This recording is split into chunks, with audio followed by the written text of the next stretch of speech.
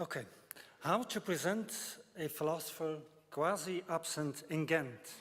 Now, I'll do this not by introducing him to you, but you to him, starting with his absence, quasi-absence, at our philosophy department, the place where I work for the moment.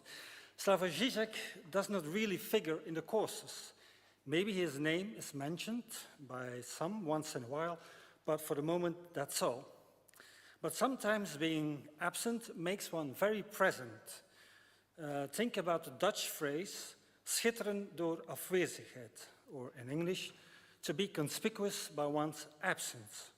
But to truly account for that, for how absence relates to presence, negativity to positivity, does one not need to refer to Freud, Lacan, Hegel, or for that matter, Marx? Think of Freud saying in Totem and Taboo that the dead father, the murdered father, became ever so strong than he was alive. But of course, Freud, Lacan, Hegel, and Marx are also not very present here in Ghent. At least our philosophy department does not choose these authors. So clearly the issue of presence and absence is about making choices, theoretically and also perhaps politically. So if Žižek is here, he is thanks to the choice of the students. So hence we, if I'm allowed to use the we of course, we the department, we Ghent University, should try to understand the choice of the students. But here it becomes tricky, very tricky. Remember the mainstream politicians saying, when a lot of people don't vote mainstream, we have understood your protest, we have understood your vote. So in the same way, one could say, addressing the students, you chose Žižek because you know something. What you know, you can't explain, but you feel it. You don't know what it is, but it's there, like a splinter in your mind. We understand this. Of course, I'm paraphrasing here the movie The Matrix. So you are awaiting the offer of the blue or the red pill. You understand the tricky part here? That is, we understanding the choice of the students. That is, psychologizing their choice. Missing that it are perhaps they who interpolate us, offering us a choice between the blue or the red pill. Hence, isn't it remarkable that, as I once heard say, that Žižek mixes politics with psychology, which is, of course, a pure blasphemy in the sense that psychoanalysis is no psychology, it is a critique of psychology, that those who oppose him, and I have no idea how many you are here tonight, resort to psychology to explain his appeal, to explain his popularity. For example, when in 2010 Žižek was in Brussels, some Belgian philosophers called him in the national press the Pied Piper of Hamelin, pointing to those, and I quote, who lay down next to his feet and hang onto every word. Does all this not evoke a socio-psychological reading, pointing in the end to the psychology of the leader, and hence silently refers to Freud's psychology of the masses?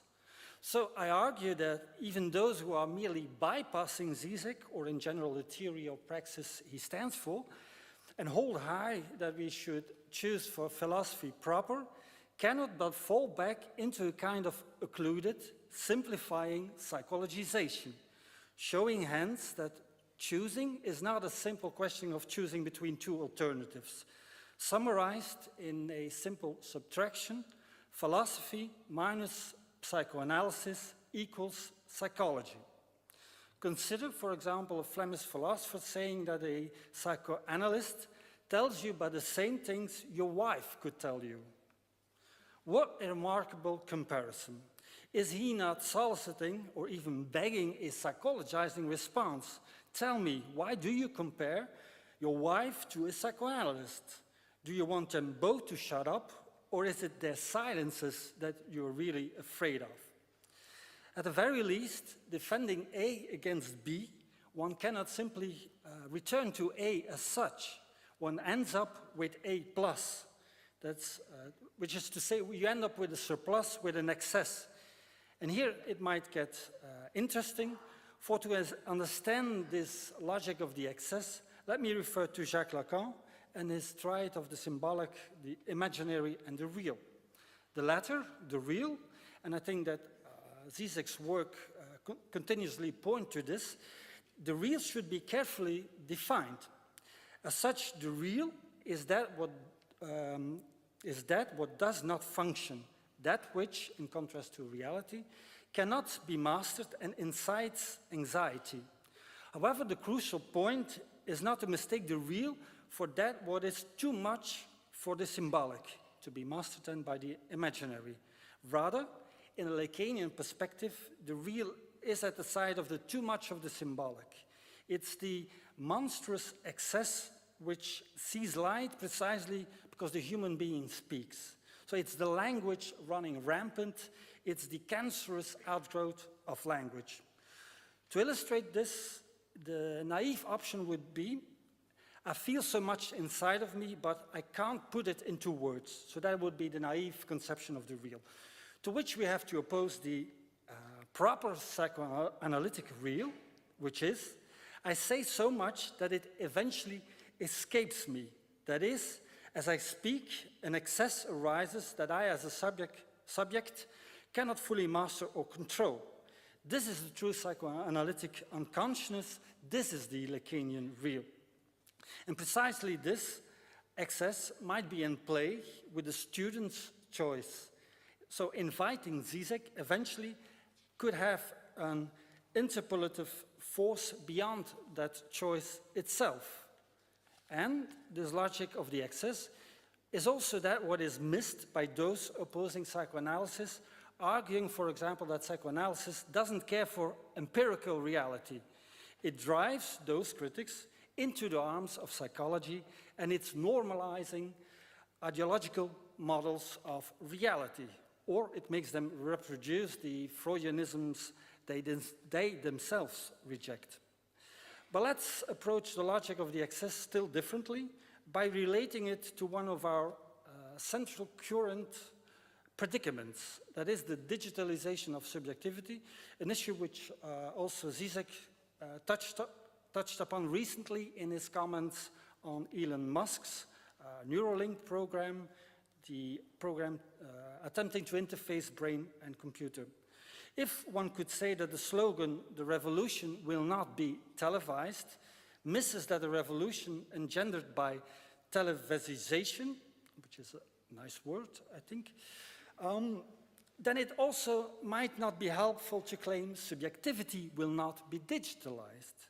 So instead of claiming there is too much subjectivity to be digitally modeled, one should situate the too much at the side of digitalization itself and look how this would affect subjectivation. So, and as also Žižek has hinted to, the crucial question today is then, what if digitalization will be able to model this excess too, to bring it into its circuits, to control it and make profit from it? But is then not the central issue which models would be used to do that, to recuperate the excess? Now think in this respect of Ray Kurzweil's phantasmatic idea to upload the human brain to a computer. Is there not a question with which models or algorithms would this be done? With psychoanalytic or behavioristic ones? So are we here not back with the choices, theoretical and political choices?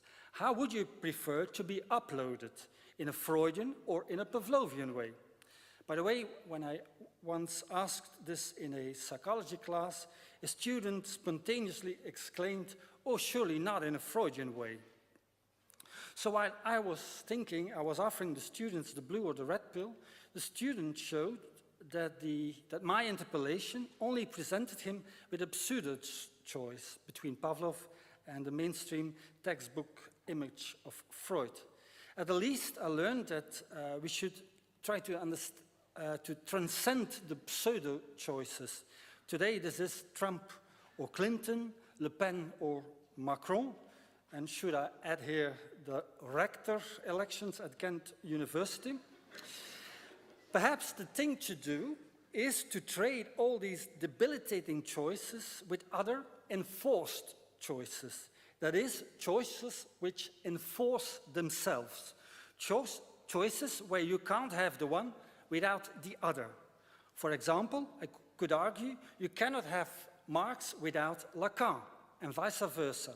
That is, while those Marxists rejecting Lacan end up in mainstream psychology, the psychoanalysts rejecting Marx also risk to end up in psychology when it comes to understand the alienation of the subject, which is, of course, a variant of the enforced choice which I hinted at earlier. You cannot have philosophy without psychoanalysis. Philosophy minus psychoanalysis equals mainstream psychology. So, dear colleagues of the philosophy department, and I have no idea how many of you are here tonight, because it's hard to see. Today, your choice was right. You are here. You chose Žižek because you had to. The students made you to. And with this last line, I would like to give the floor to Slavoj Žižek.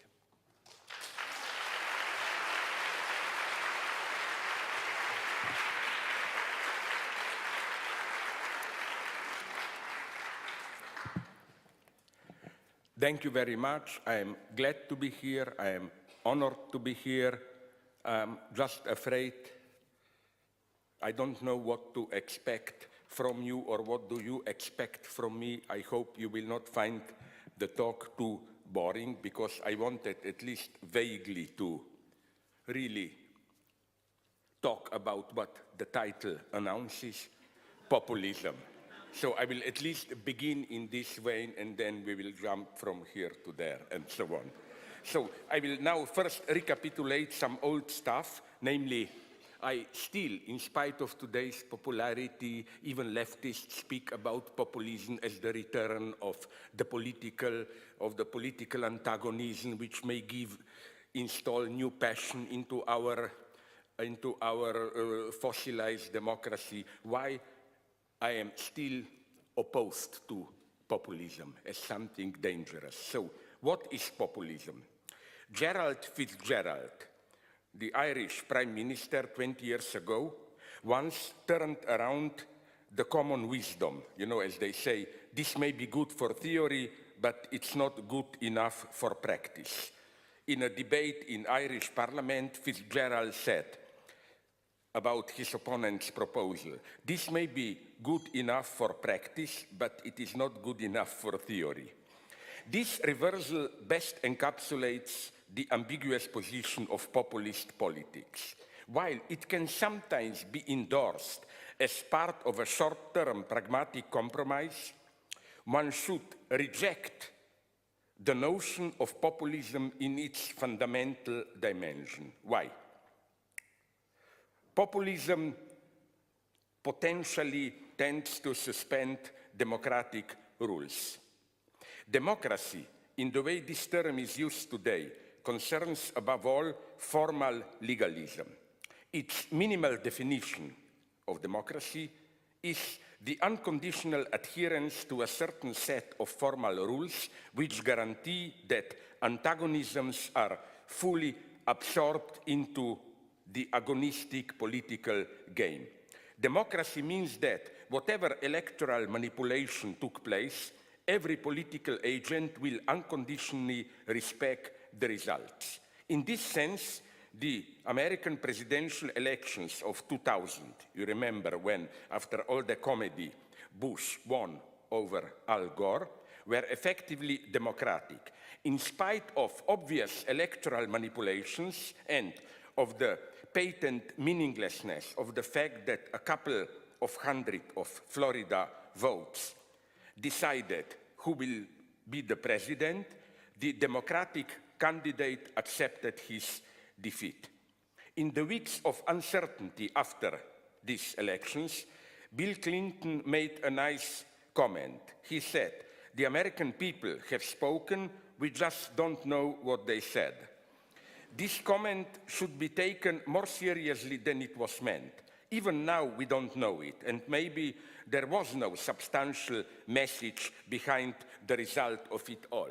I'm especially suspicious in this new animistic spirit when what the people wanted to say, or today, did you notice how in economy we witness a massive return of animism? Markets are an entity which sends a message, reacts with fear, and so on and so on. Jacques-Alain Miller, elaborated how democracy implies the so-called barred big other, symbolic substance.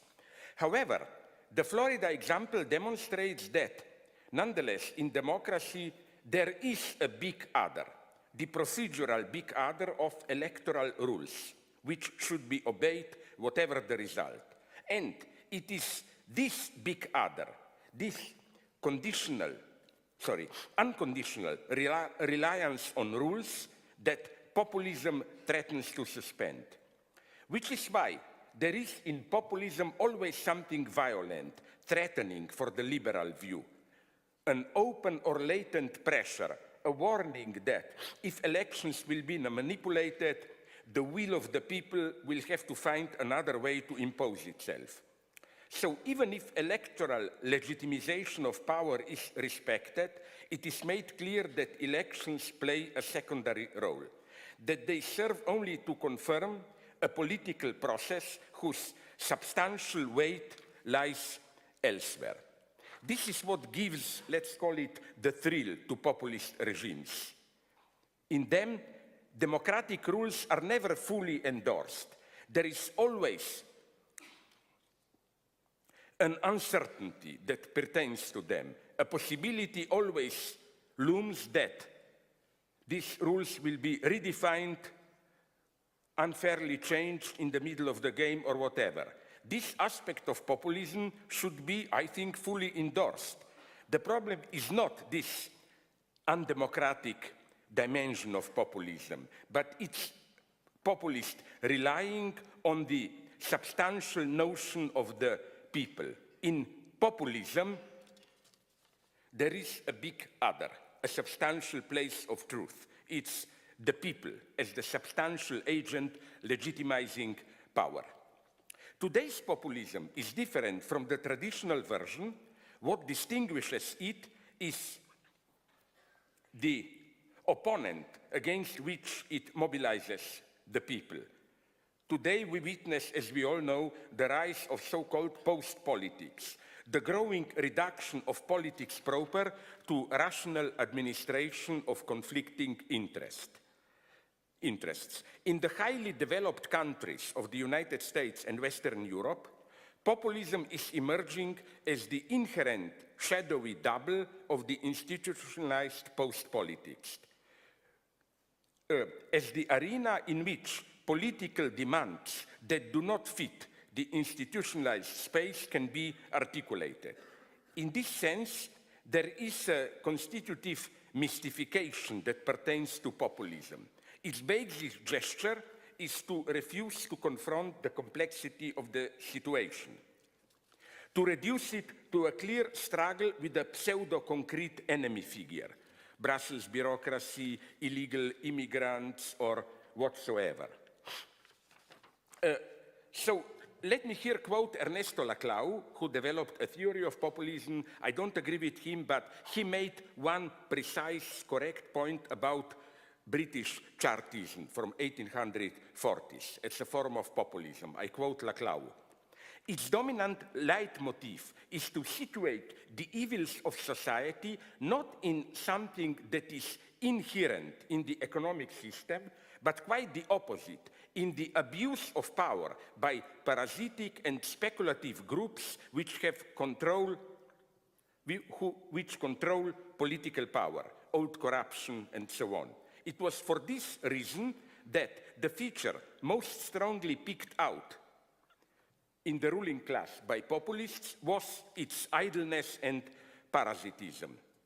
End of quote. In other words, for a populist, the cause of our troubles is ultimately never the system as such, but the intruder who corrupts it. Financial manipulators, not capitalists as such, and so on. It's never a fatal flaw inscribed into the structure as such, but an element that doesn't play its role within the structure properly. For a Marxist, on the contrary, or for a Freudian, the pathological, deviating misbehavior of some element, crisis, and so on, is the symptom of the normal. It is an indicator of what is wrong in the very structure. That's why what characterizes populism is always a pseudo-concrete figure, which is selected as the enemy, the singular agent behind all that poses a threat to the people. For example, the pseudo-concrete populist figure of the Jew that condenses the vast multitude of anonymous forces that determine us. Jew as the enemy emerges from outside the social domains that experience themselves as frustrated. And I think today, with the rise of new right-wing populism, this game of oversimplification, of pseudo-concrete figure of an enemy, is reaching absurd extremes. You should follow the latest rumors, which are no longer rumors in some countries, like most of the post-communist East European countries. They are now, it's horrible, part of the public discourse. And I tried to reconstruct this theory. It's the following one. I'm not kidding. It's in public. That the first premise is that there was a Holocaust, but it was organized by Jews themselves. Jews wanted to destroy Western Europe, and they know that Germany is the strongest backbone of it. French are decadent, British are utilitarian, Germany is the threat. So they sacrificed millions of themselves to break morally Germany. So that Germany feels guilty for Holocaust, and now Germany, Angela Merkel, that's why she invited the Muslim immigrants, because she lacks the will to resist. Now, then, they make a step further. There is no Arab-Israeli conflict. This conflict is just staged for the West. In reality, behind chaotic Muslim refugees, there is the figure of the Jew, Soros or another, because Arabs and Jews, Muslim Arabs and Jews, share the same goal to destroy Western Christianity. Now, you know what's so sad? That something like this, which was still, my God, till 5 years ago maybe even, something that maybe, if you are crazy, you speak in a bar or in the evening with your crazy lunatic friends, is now part of the public discourse. I would worry about that. And I don't have time to develop more of it, but there is another sad aspect here, where even some leftists get caught into this game. I developed years ago a notion which is now accepted even by all of mine, at least Jewish friends, the notion of Zionist anti-Semitism. It's a position which you find, I'm not kidding, already by one of the true monsters of 20th century European history, Reinhard Heydrich, you know, the father of Holocaust and so on, rather executor. He wrote, I don't have it here, I'm sorry, a crazy text in, I think, 36 or 7, where he said, Jews are something like this. Jews are incredibly creative, active, dynamic people. We wish them all the best, but not here in Germany. Our conflict is not with Jews as such, but with those Jews who are invisible among us. If the Jews move to Palestine, we will give them economic help. They are wonderful, creative people. We cannot wait to develop our ties with them, and so on and so on. So, Zionism is good if Jews go out. Jews are bad here. You find exactly the same position, you should read him, with Breivik, you know, the Norwegian guy. He said we should absolutely support Israel there. It's a wall protecting Europe from Muslim barbarians and so on, but here we have too many Jews, not here. What the sad thing that is happening now is that a similar logic is developing apropos Islam. In a homologous way, we find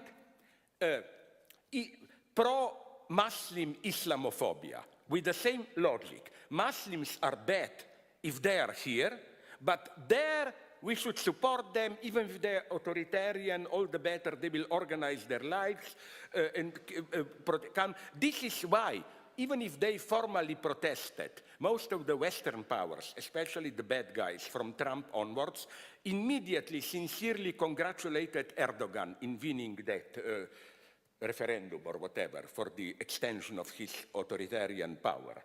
Again, it's the same logic. We don't want refugees here.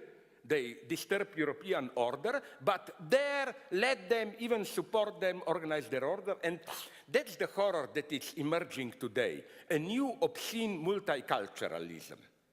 Like, we have universality of the market, but this universality is less and less accompanied, even by, no matter how bourgeois distorted, emancipatory universal ideals, equality, freedom, human rights, whatever. It is like Fukuyama combined with Huntington. Not clash of civilization, but peaceful coexistence of different ways of life, of course, against the background of global market rule. A typical politician for me today, for example, is Modi, the Prime Minister of India. At the same time, radical neoliberal in economy and rather harsh Hindu nationalist in ideology. China is doing the same, Turkey is now doing the same, and in its own way, even Trump is doing the same. I think that this tendency is very dangerous, and back to my point, yes, I want to tell you another wonderful joke. I repeated it a couple of times in my books, which encapsulates the best this logic of Zionist anti-Semitism. Die Presse, Austrian daily newspaper, published some 20 years ago a wonderful caricature. You see two Austrians in this almost caricatural way, neo-Nazis, hard-drinking beer, and one of them holds in his hands a newspaper and points at it in a newspaper, obviously, to an article critical of Israel, and says something like, you see how a perfectly rational anti-Semitism is here misused for unfair criticism of Israel. So you see, it's the other way around. It's not you pretend just to criticize Israel, but you are really anti-Semitic. It's the other way around. Anti-Semitism is okay, no Jews here, but don't touch Israel. And the saddest thing is that the government of Israel more and more accepts this game. So, back to populism. The reason I'm opposed to populism is that inherently it's mystifying. Populism is not just popular mobilization against ossified, bureaucratic, democratic procedures, whatever. It has always this idea, pointed out nicely by that quote from Ernesto Laclau, of a basic popular unity of people and the system threatened by just a contingent malfunction, corruption, or whatever. Again, it can be international capital, against which, of course, we can put our bets on our own honest local bourgeoisie. It's the dangerous immigrants or whatever. So I don't have a soft spot, if you ask me, for populism. Why not? Because it's absolutely elementary for me that today, the critical point, the ultimate cause of our troubles is an imbalance or whatever, structural imbalance, antagonism in global capitalism as such. It's not just a contingent malfunctioning here and there. So,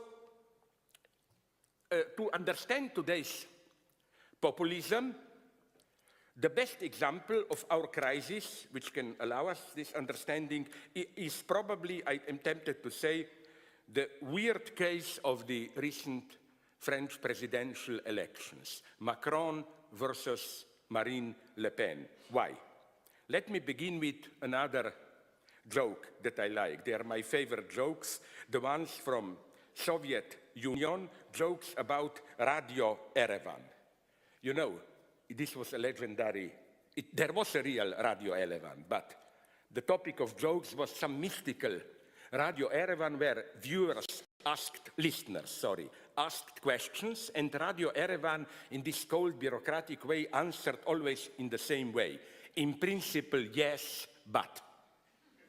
For example, the latest I've heard, it's a very racist one, but I like it, is that, you know, do you also have in Academy of Sciences? I think you distinguish regular and corresponding members, no? Regular member is more, full member. Corresponding, you are not yet there. And the joke is referring to some less developed Soviet republic. Is it true that that guy from that republic was accepted, made member of their Academy of Sciences? Then a guy says, how can this happen? They asked Radio Erevan, but how could this have happened when that guy is illiterate? Radio Erevan answers, in principle it's possible because he was not made a corresponding member, but a regular member. And you have to read and write just if you correspond. It's vulgar. But another better joke.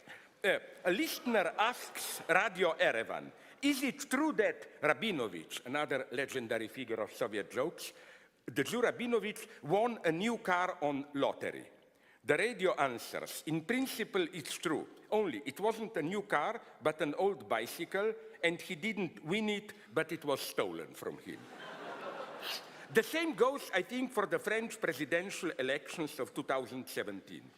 We may ask Radio Erevan, is it true that in a great display of anti-fascist unity, people of France elected an outsider and defeated a fascist threat to Europe? Radio Erevan answers, in principle, yes.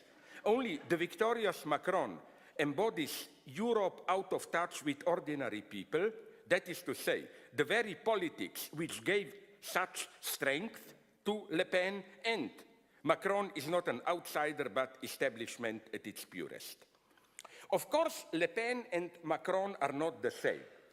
The difference that separates the two is obvious. But nonetheless, the choice between the two was not the real choice. To see this, it's enough to focus on the background of the two candidates. Marine Le Pen is a racist populist, but she also addresses popular workers' discontent.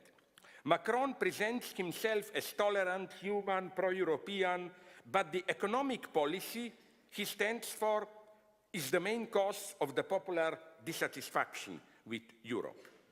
So the message of Macron's victory is not the fascist threat awakened us, but quite the opposite. The nightmare is over, we can go to sleep again. Macron's victory opens up the, for me at least, terrifying prospect of a future in which the same sterile, stagnant politics will go on in European Union. Just every 4 years, we will be mobilized to defeat the fascist threat. And in between, we'll be able to sleep in the safe embrace of global capitalism with a human face. The obscenity of the situation is breathtaking. Global capitalism is now presenting itself as the last protection against fascism. And if you try to point out some of Macron's limitations, you are accused of, yes, of complicity with fascism, since, as we are repeatedly told by big and not so big media, extreme left and extreme right are ultimately the same. They are coming together today. Both are anti-Semitic, nationalist, isolationist, anti-globalist, and so on. This is, I think, the point of the whole operation, to make the left, which means any true alternative, disappear. The woman behind Macron is not his wife, but the proverbial Tina, the stance of there is no alternative. Macron doesn't bring hope. he kills hope. At this point, we reach the supreme irony of how ideology functions today. It appears precisely as its opposite, as a radical critique of ideological utopias. The predominant ideology today is not a positive vision of some utopian future, nobody believes in that, but a cynical resignation, an acceptance of how the world really is, accompanied by a warning that if you want to change it too much, only a totalitarian horror can ensue. Every vision of another world is dismissed as ideology. Alain Badiou put it in a wonderful and precise way. The main function of ideological censorship today is not to crush actual resistance, that is the job of repressive state apparatuses, but to crush hope, to immediately denounce every critical project as opening a path at the end of which is something like Gulag.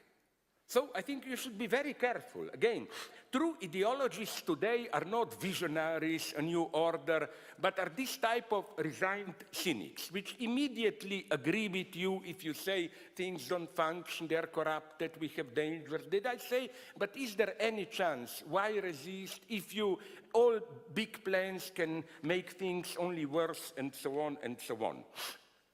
And I find such a stance catastrophic. Why? Yes, there were mega problems with all attempts in the 20th century to radically change our societies. Communism ended up, the communist project, the way we had it in 20th century, very badly. But I claim problems remain here. There is no future for us without some kind of radical change. Now you will say, okay, I'm crazy. All I can say is, okay, maybe I'm crazy, but I'm not alone. A well-known, not even leftist, conservative liberal, Peter Sloterdijk, you know him, is here with me. I was nicely surprised reading Sloterdijk's last book, or it's no longer the last, one before the last, Was geschah im 20. Jahrhundert? What happened in the 20th century? Where Sloterdijk proposes his vision of what is to be done in 21st century, best encapsulated by the titles of the first two essays in the book. The first chapter is on the Anthropocene, and the second, a wonderful title, From the Domestication of Man to the Civilizing of Cultures. What does Sloterdijk mean? Anthropocene designates a new epoch in the life of our planet, as we all know, in which we humans cannot any longer rely on the Earth as a reservoir ready to absorb the consequences of our productive activity. We cannot any longer afford to ignore the side effects or collateral damage of our productivity. These side effects cannot any longer be reduced to the background of the figure of humanity.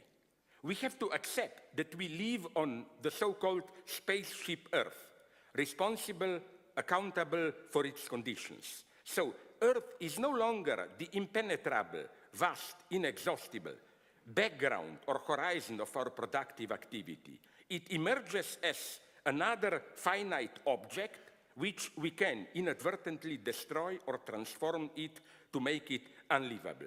This means that, and this is a nice paradox, at the very moment when we become powerful enough to affect the most basic conditions of our life, we have to accept that we are just another species on a small planet. So a new way to relate to our environment is necessary once we realize this. No longer this traditional humanist image of a heroic worker expressing his or their creative potentials and drawing from the inexhaustible resources of our environment, but a much more modest agent collaborating with his or their environment, permanently negotiating a tolerable level of safety and stability. Is the very model of ignoring this collateral damage not capitalism? What matters in capitalist reproduction is the self-enhancing circulation focused on profit, and the collateral damage done to the environment is not included by definition into the costs of production. Even the attempts to take it into account, collateral damage, through taxation or whatever, cannot but misfire. There are, incidentally, you should study them, some, I think, totally crazy proposals to solve this with taxation. So, for example, already when I was young in the 70s, some radical feminists claimed that women should get reimbursed for their unpaid work of taking care of children, cooking, maintaining home, and so on. That somehow we should calculate how much this is worth, and every woman who does this should be given some additional salary. Or there are today similar attempts to simply calculate, it's crazy, the price of earth, of air, of water in absolute terms, and then include it into the price. You know why this doesn't work? Because it amounts to a crazy ideal of total commodification. It wants to fight capitalism, but the result would have been radical commodification where everything is presented as a commodity. Woman's work, earth, water, whatever. It cannot but malfunction.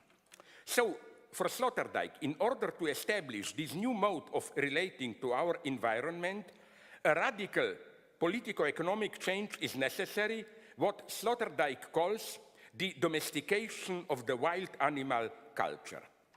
His point is that till now, each culture disciplined or educated its members and guaranteed civic peace among them in the guise of state power. But the relationship between different culture and states was permanently under the shadow of potential war, with each state of peace nothing more than a temporary armistice.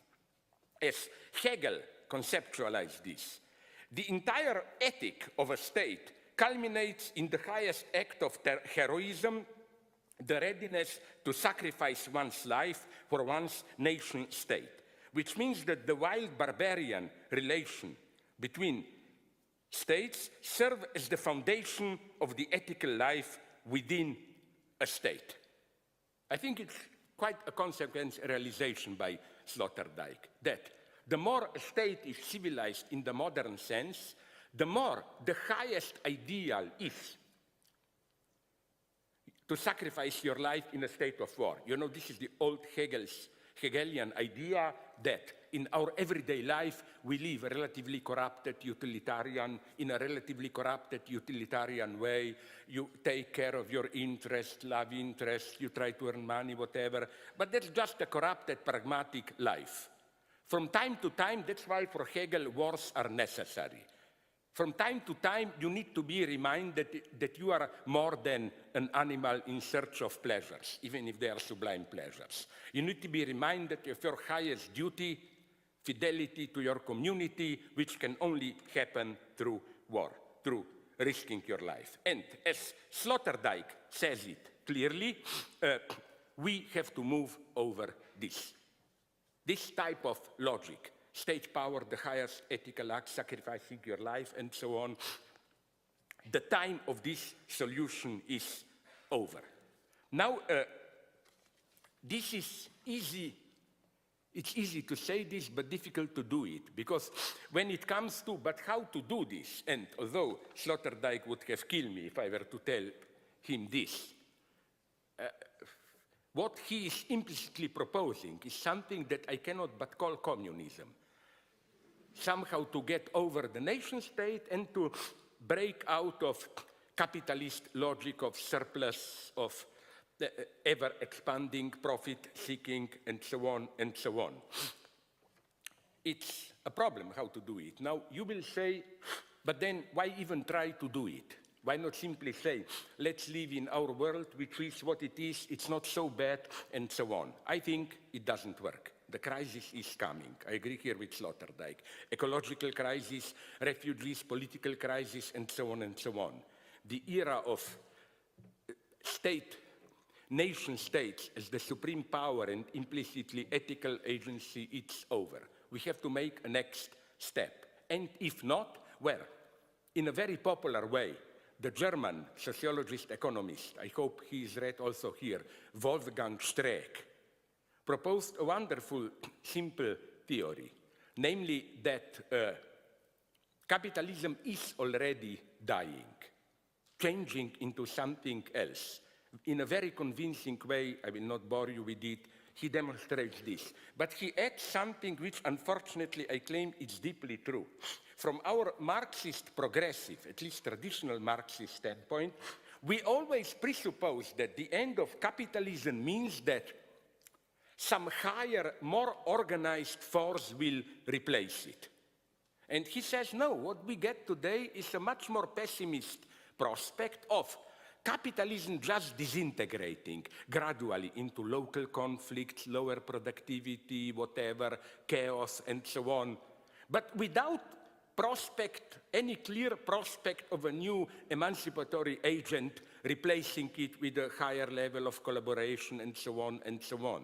It's not things are falling apart because something new is emerging. It's not the snake is casting off the old skin because beneath it, it's a new, more healthy skin. No, it's just the old is rotting away without any clear way how the new can emerge. So, what provides such a force to capitalism? I don't have time to develop it. I think Jan, my friend, told me that he was here. My Slovene colleague, I don't fully agree with him, but he has many good points. Samo Tomšič, in his book on Marx and Lacan, he insists on, he tries to deploy systematically out of fragments of different fragments in Lacan's work, something like Lacanian reading of Critique of Political Economy. And his basic point is a strict parallel between what Marx calls Mehrwert, surplus value, and between what Lacan calls plus de jouir, mehr Genuss, surplus enjoyment. In other words, capitalism is something unique. It's not just one among the modes of production. It is what already Marx suspected. A mode of production in which some fundamental feature of the entire human civilization, precisely this logic of excess, always more, which was in a latent way always here but oppressed, rendered invisible by false stability, openly explodes. This is the moment of truth in those stupid theories that capitalism is a natural system. I'm simply saying the same as Marx when he says about labor, that universal labor appears as such as everyday experience only with capitalism. So what is this logic of surplus? Let me, to explain it, refer to a scene from a Hitchcock film, but a scene which Hitchcock never shot. And he was right not to do it because it would be too direct, a little bit vulgar. Namely, in his conversations with François Truffaut, Hitchcock recalls a scene that he wanted to insert into his classic movie North by Northwest. Here is his description of the scene. Listen carefully.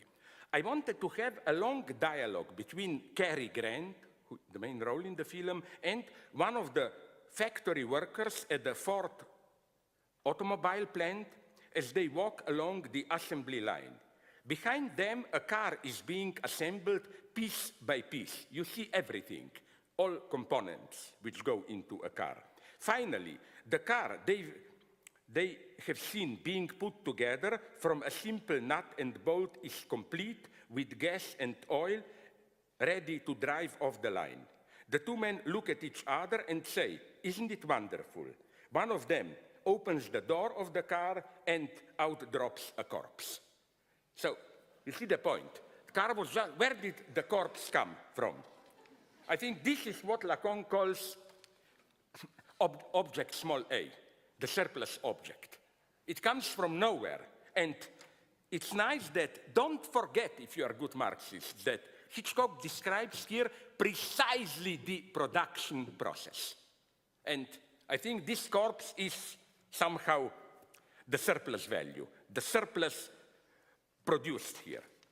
And so this, again, would have been what Lacan calls plus de jouir, a surplus which is totally non-substantial, but comes by. And there are many paradoxes to account for this. For example, I use this so I can repeat it here, I hope, just in one of my books.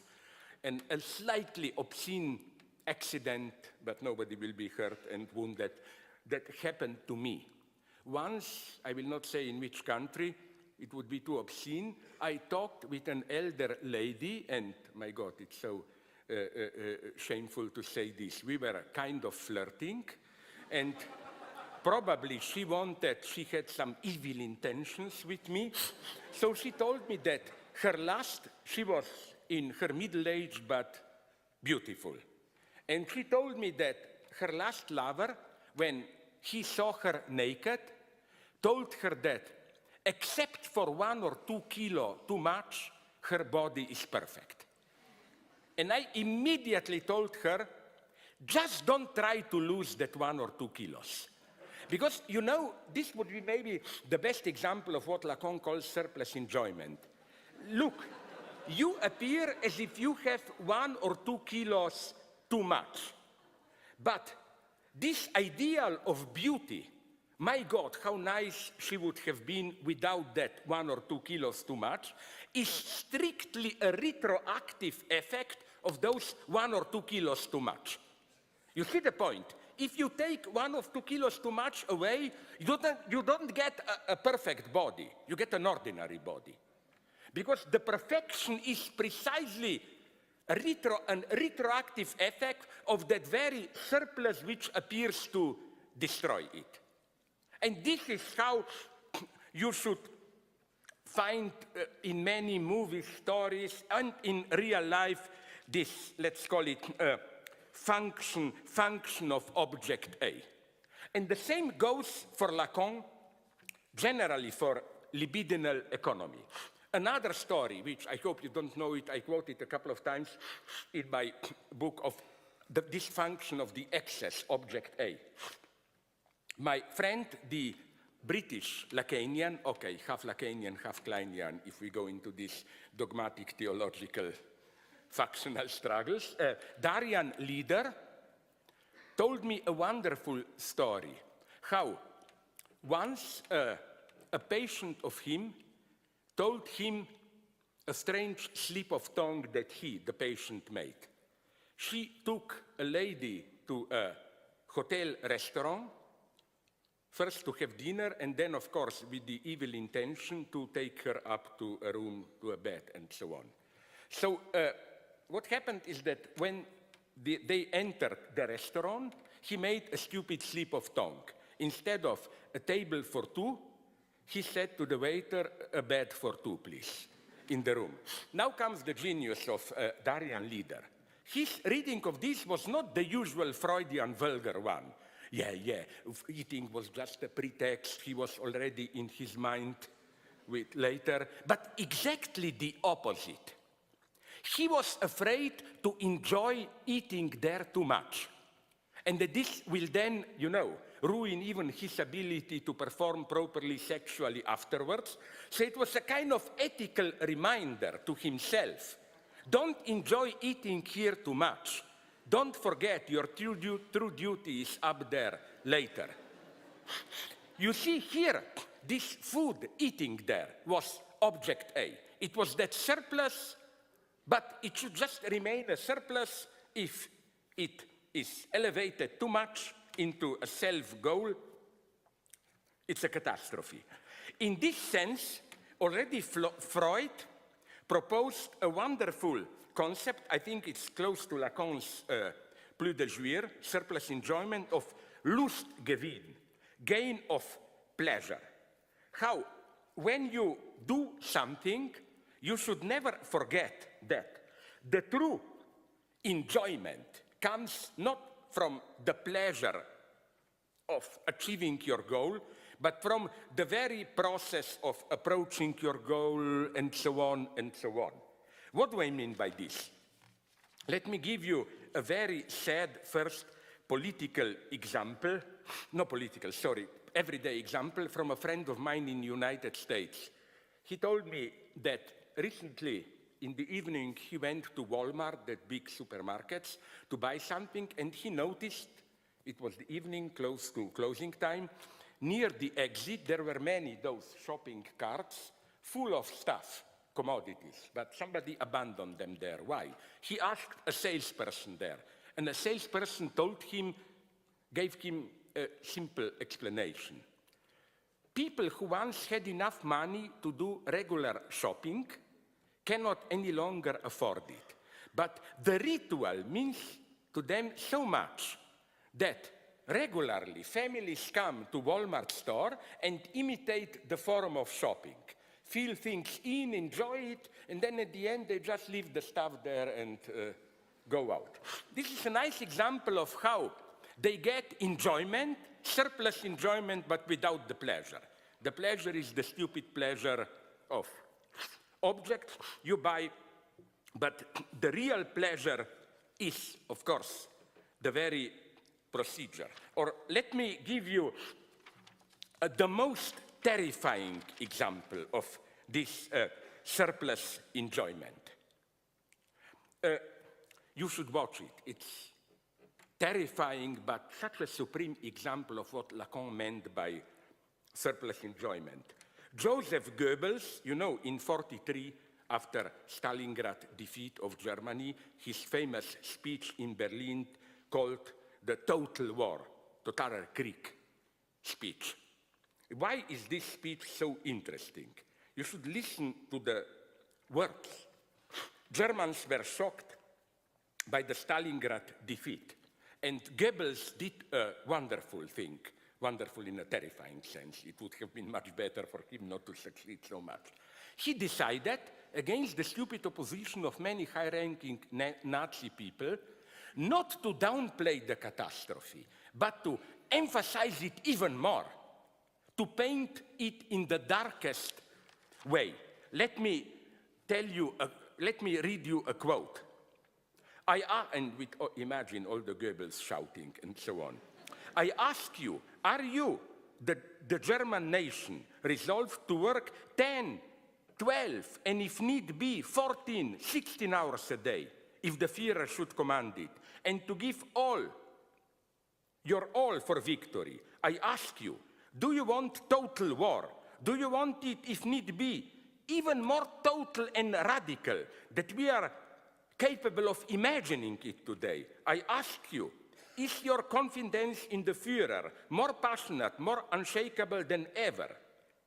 Is your readiness to follow him on all his path and to do whatever is necessary to bring the war to a successful conclusion absolute and unlimited, and so on and so on?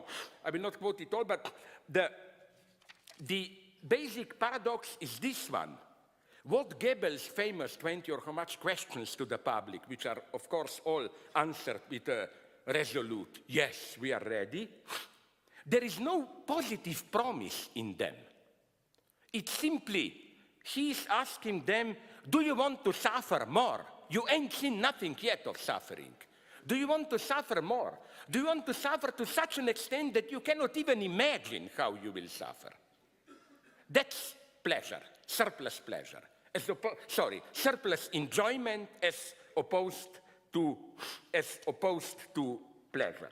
And it's extremely interesting to read, to observe closely Goebbels' speech, his face during his speech, because when he gets into this full enthusiasm, do you want more suffering and so on, his resolute, fanatical face changes into a weird sort of passive pleasure, like as if he's overwhelmed by some excessive pleasure.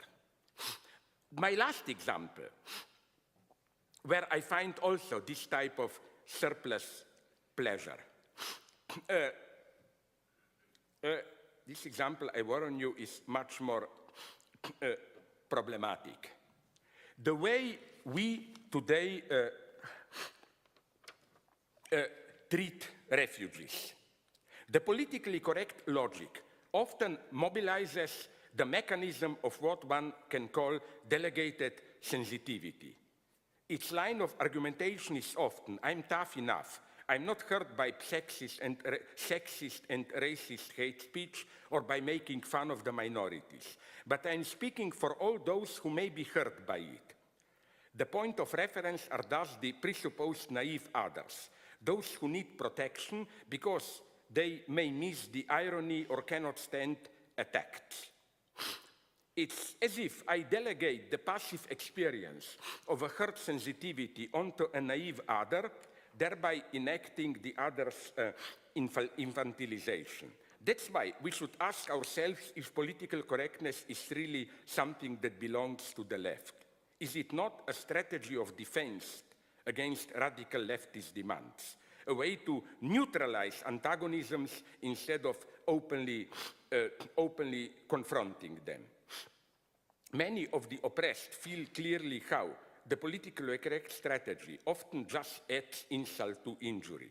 While oppression remains, they, the oppressed, now even have to be grateful for how liberals try to protect them. Which is why, I don't want to lose too much time, but which is why I claim that I find suspicious this ritualistic contemporary left liberal self-flagellation. You know, we Europeans are guilty. We are the worst you can imagine. We are guilty for everything bad that happens in the third world. It must be a consequence of our neo-colonialist destructive impact or whatever. Like, isn't it clear how behind this apparent self-humiliation, in an inverted way, we still assert ourselves as masters? We like to be masters who show our open heart. Oh yes, let's receive refugees and so on, and treat refugees as a humanitarian problem instead of treating it as a central geopolitical and economic point. It's much trauma of our times. It's much easier to talk about we need more refugees, we should open ourselves to it too. Let's finally focus on what causes these refugees, of our economic acts, of our economic neo-colonialism. Are we aware, with all the humanitarian talk, what is happening now in Africa? What kind of brutal neo-colonial exploitation Africa is submitted to? Are we aware that all this Middle East crisis, Iraq, Syria, was caused basically by crazy Western interventions there, and so on and so on. So, my God, let's start to deal with real problems. And let's, if you allow me slowly the conclusion, let's confront these problems in an open, direct way, not being afraid to hurt anyone. What do I mean by this? The big problem of today, of the left, especially when we witness the, let's call it, contact mixture of different so-called ways of life, is how to relate universal struggle for emancipation to the plurality of ways of life. Some people, I'm well aware, are even suspicious of the very notion of way of life. Like, if it doesn't relate to marginal minorities, isn't it almost a proto-fascist poison? Like, what right do we have to speak of our way of life, and so on and so on. But I think we should, precisely to openly confront problems. What problems? It's not what I'm sometimes accused of, that I privilege European way of life to be protected from barbarian others, and so on and so on. I just claim this. There is the preferred vision today is that of a united global world with all particulars way of life thriving. Like, some of us are from Africa, some from here, Latin America, Asia, other. Why shouldn't each ethnic or religious cultural group be allowed its way of life?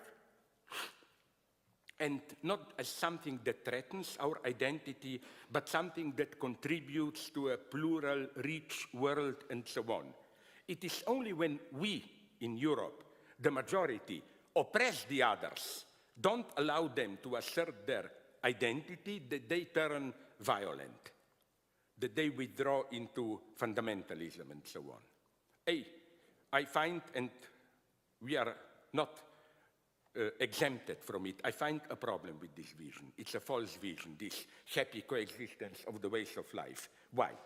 The first thing that psychoanalysis teaches us is that the core of a way of life, of what constitutes a specific way of life, is not simply cultural features, you know, religion, customs, and so on, but precisely, and we are back at Lacan, what Lacan called jouissance. Jouissance, excessive enjoyment, as a way to organize a social life.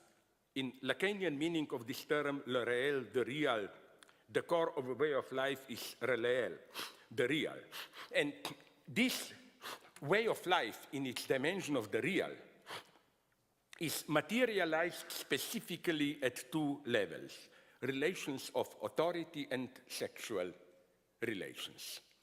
So it's easy. I notice this whenever I debated with leftists who accused me of racism, whatever, about what do you mean by different ways of life coexisting. They all enumerated features which are all the easy ones. They should be allowed their language, their poetry, their songs, their cuisine, whatever. Yeah. But what about what? What about this? Let me give you an example. And again, the same holds for us, but let me give you an extreme example. Some 15 years ago, and just for mentioning this example, I was almost physically attacked once in England. Some 15 years ago, a girl from Roma, the old-fashioned racist name, Gypsy, a Roma community in Slovenia, 12-year-old girl, escaped from her family because her father planned to marry her to his best friend in advance, arranged marriage. And she took refuge to some Slovene, I don't know, healthcare center or police, doesn't matter. Then an interesting thing happened. The representative of the Roma community said, wait a minute, do you respect our way of life or not? Sorry, arranged marriages are a central feature of our way of life. If you take this away from us, we may remain as doing some stupid folkloric songs and spicy cuisine, whatever, but as a community, we disappear. And it's the same with relations of authority.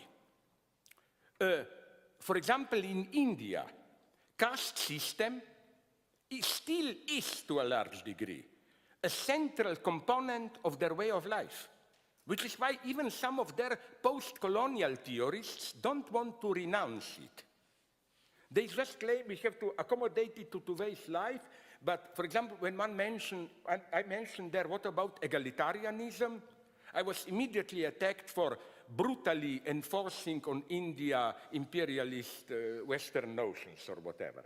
So my point is this one, that this complex of how you regulate pleasures, in the same way as in bureaucracy. The pleasure of bureaucracy, as we all know, is not to solve problems. It's to use problems as a justification to reproduce itself indefinitely. It's the same with all these marriage regulations. The very marriage negotiation, subordination of women or whatever, is what elevates a simple biological pleasure into social jouissance, enjoyment. And I claim when we talk about the difficulty to integrate others into our way of life, it's not simply a question, do they want to be integrated? Are we really open to them? From their standpoint, I totally agree with them. It's false already to speak about integration, because to integrate means you become part of us. And they are quite right to say, why should we become part of you? But the problem is this one, that they feel very well, refugees, those who have problems with this, and they are right that we want to deprive them of the real of their ethnic way of life. And again, this is a problem. In what sense? Let me give you an extreme example, which is so extreme that I like it, but it's from Mexico this time. I read in the news the theological implications of what I will tell you now are wonderful, although terrifying, that in some small Mexican city, 3 rich guys in their early 20s, students, brutally raped a young girl. One of them, the richest, of course, he had the best lawyer, was pardoned by the judge. Now comes the horror. He was pardoned not because his lawyer tried through some sophisticated tricks to dispute any facts. No, facts were without any doubt. He admitted he, in a vulgar, brutal way, squeezed the girl's breasts. He penetrated her with his fingers, her vagina, and so on. But it's madness. Check it up. You still find this story on the web, if you don't believe me, with names, everything. The defense claimed, and the judge confirmed it, that he did this without a carnal intent. He didn't sexually enjoy it, which is why he is not guilty. And he was pardoned. Now, if you excuse me, but for my common sense, okay, it's very problematic what I will say, but I mean it in the best pro-feminist way. Let's say if I were to rape a woman in some kind of half-sexual craving madness, it's still unexcusable. But it's, I claim, maybe 1 millimeter better than to rape her without any passion.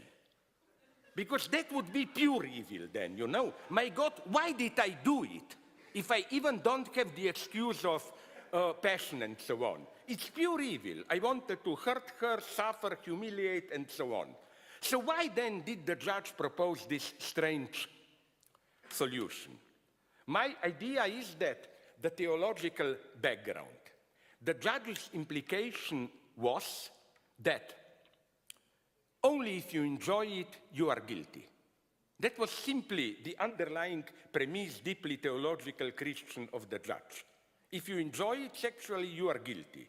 And the logical reversal, if you don't enjoy it, if you didn't enjoy it, you cannot be guilty. The interesting point here is that I think that we should bring this reasoning to the end. Not only if you enjoy it, you are guilty, but you only enjoy it if you are guilty.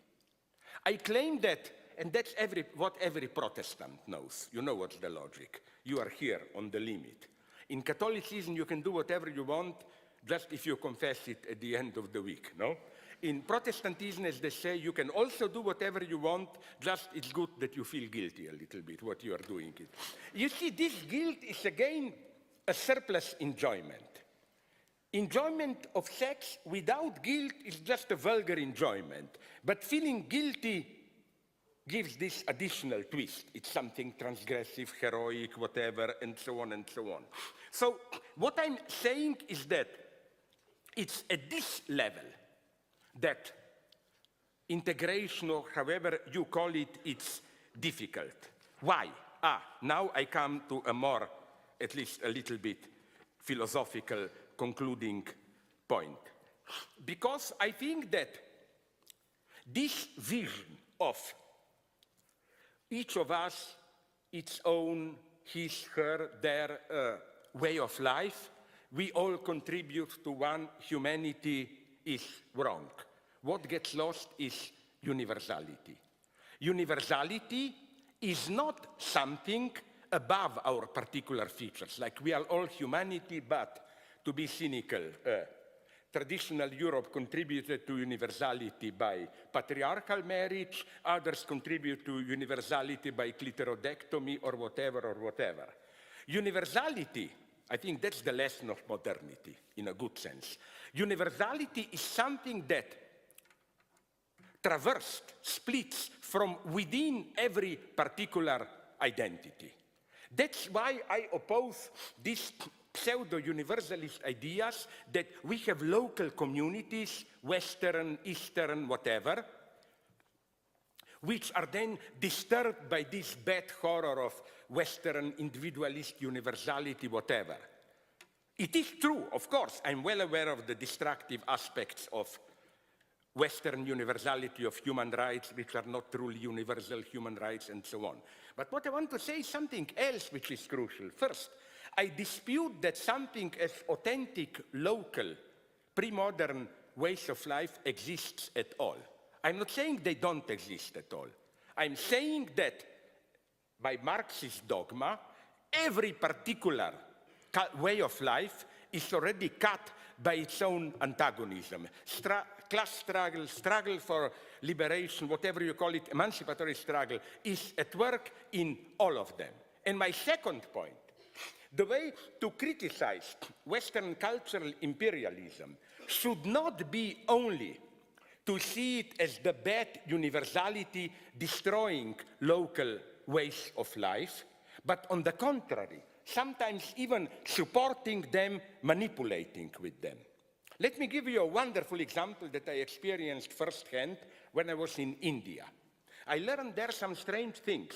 Do you know that their caste system was already disintegrating in the century, I think it was 18th century, before British colonization of India?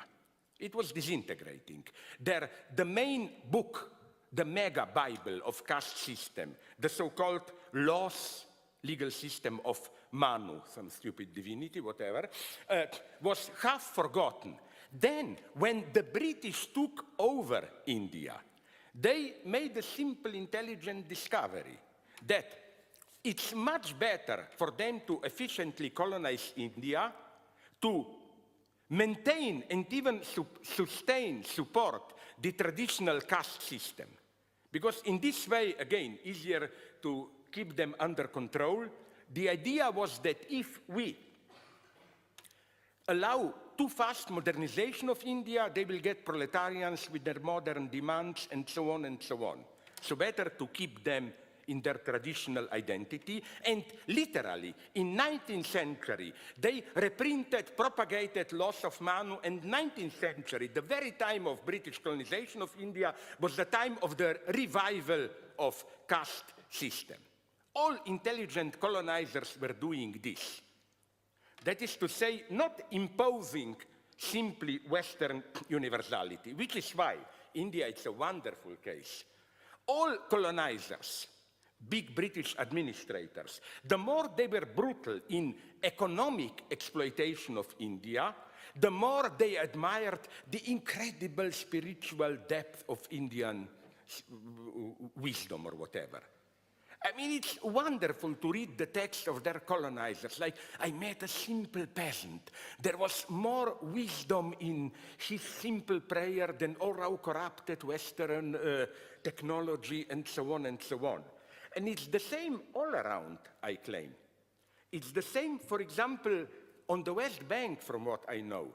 Do you know that you do have on the West Bank some honor killings? And what we don't read in our media is how there is, at least among Palestinians on the West Bank, a vast social movement, young people, Tamer Nafar, who has a great Palestinian rapper singer, a rock band, and so on, protest against them.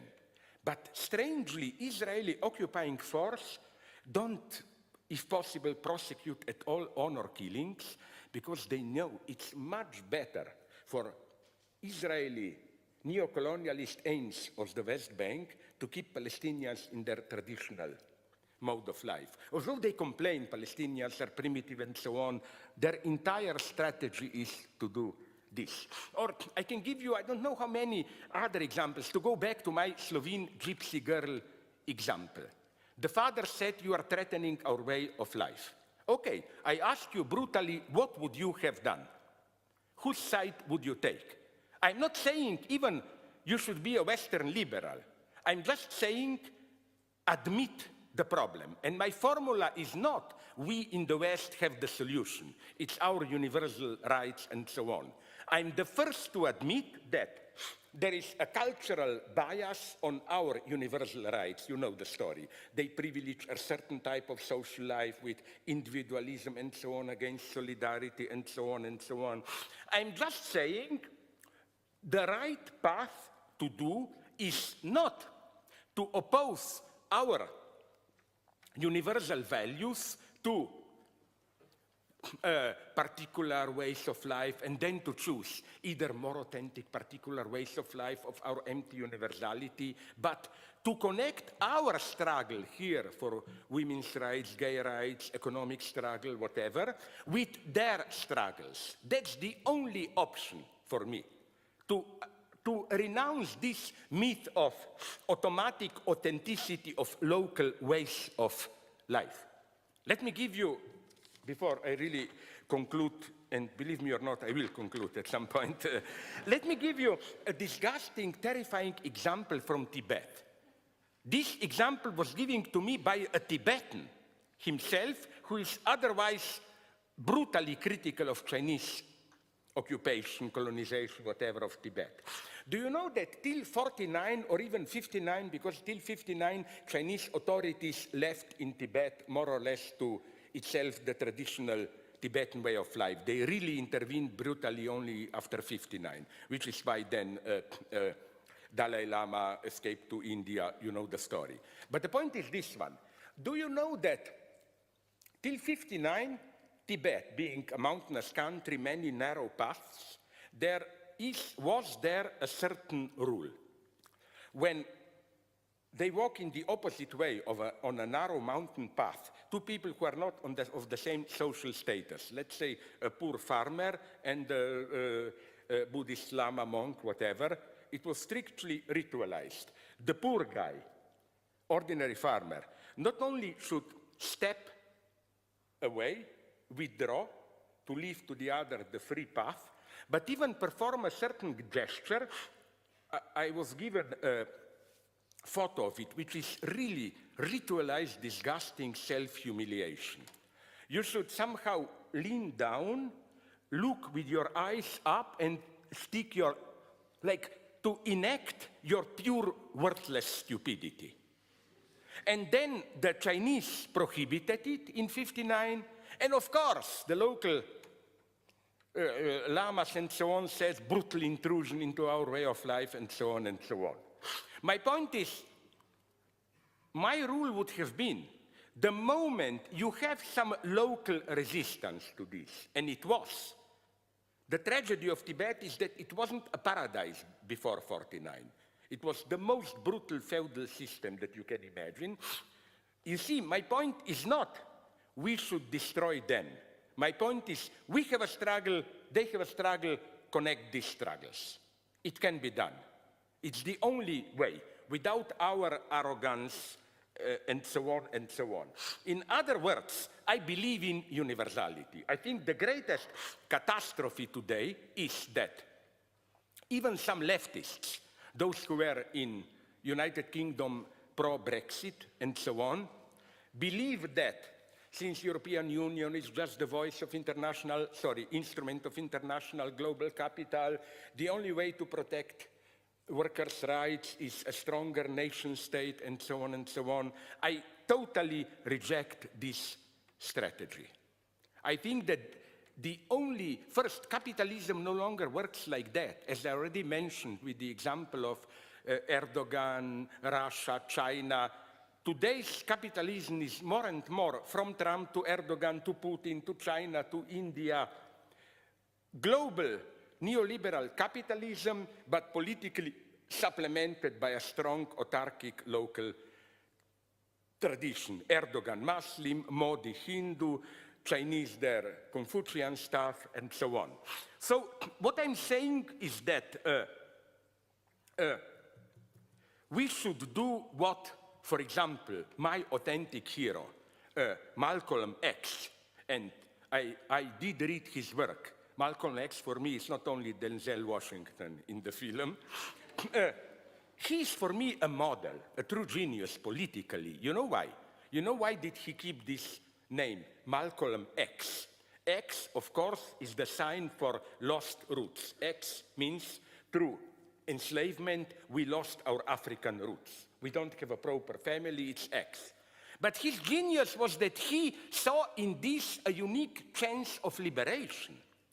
X means we are potentially more universal than Europeans. We have a unique chance of developing a new universality, and paradoxically, one can understand why he found this universality in Islam. Okay, I don't agree him in this, but this basic gesture to see in what appears as the ultimate catastrophe, my God, we are deprived of our roots, a unique chance of new freedom. His solution is not the solution of those nostalgic Alex Haley roots and so on, stories where, oh, you look for your roots in Africa, you find a tribe where your ancestors were taken from, you found your roots. No, forget your roots. Open yourself even more brutally to universality. I think this is the only solution. It has to be a global solution of new, reinvented universality. That's why I'm so suspicious of all those who praise so-called indigenism, you know, like bad global capitalism, but look for local traditions to resist it. Listen, these local traditions can usually be perfectly integrated into global capitalism. Global capitalism is by definition multicultural. It needs as many as possible different cultural identities to thrive. The only way to fight global capitalism is with new ideological, political, emancipatory universality. What this practically means, well, maybe another talk. Thanks very much for your patience.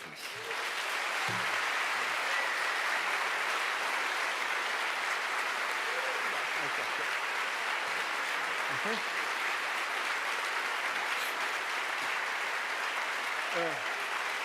Do I come in? Okay, now we decided with the organizers that before we go with the lady into a philosophical debate, although this is not true, but we will pretend that we are in a half democracy, so you will be allowed some questions. Thank you very much. But,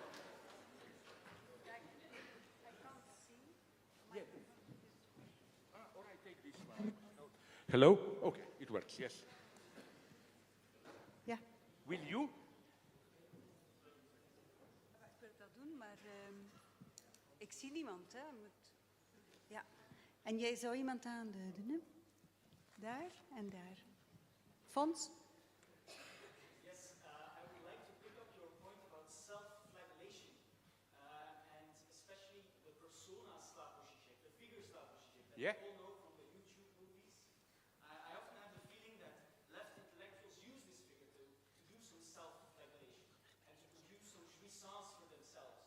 But what they do not do is produce a participatory democracy where they try to integrate as many citizens as possible in solving real actual problems. And I'm wondering whether you sometimes think about the discourse you produce, about the easy messages you sometimes bring in those Yeah. videos, how they are used as this self-flagellation for the left intellectual, and if you sometimes reflect on yourself and what you say in this way. Okay. You are aware more than me probably that to answer properly this question is not a matter of 5 minutes and so on. But I would have said that, no, my position is here, I'm well aware of it, very radical. I think, and I openly say it, although it sounds crazy, instead of what I call self-flagellation, we should proudly defend what is great in European legacy. No wonder that today it's so fashionable to be anti-Eurocentric. They're all united. Trump, Brexit, Putin, Erdogan, everybody. Why? Because precisely today, when Europe is losing its geopolitical significance, and European legacy of Enlightenment, universal rights, falsified as they were, is under threat. So I'm tired of this as if our contribution to the world, no, let's focus on what, yes, we did in Europe horrible things, but one thing in European legacy I stand for is this immense dimension of radical self-criticism. I don't, here comes my arrogance, I don't find this in any other, I'm sorry for this arrogant word, civilization. This radical acceptance that our way of life is contingent and so on and so on. In other words, this is very problematic, I know, but I think that something that emerged with French Revolution, which is equality and so on, is a unique event in world history with a world historical significance. My ultimate proof, if you want here, look at the first successful slave revolt in Haiti. I think this is a mega event. Why? Because they didn't want to return to their African roots. They wanted, like France, to have a secular republic. And it's a beautiful irony to it. You know, I'm sorry if some of you know it, I repeat this word. You know who was the main ideologist of Haiti revolution? Ideologist is a big word. One of the freed slaves who propagated freedom. It was a man called John Bookman. Of course, the guy who read a book. You know which was this book? Quran, so that you will not accuse me of Islamophobia or whatever. So what I am saying is that what I really hate is this humanitarianization of problem. Do we have a wide enough heart to accept them all and so on and so on? No, the main problem is how are we Europeans co-responsible for this refugee crisis?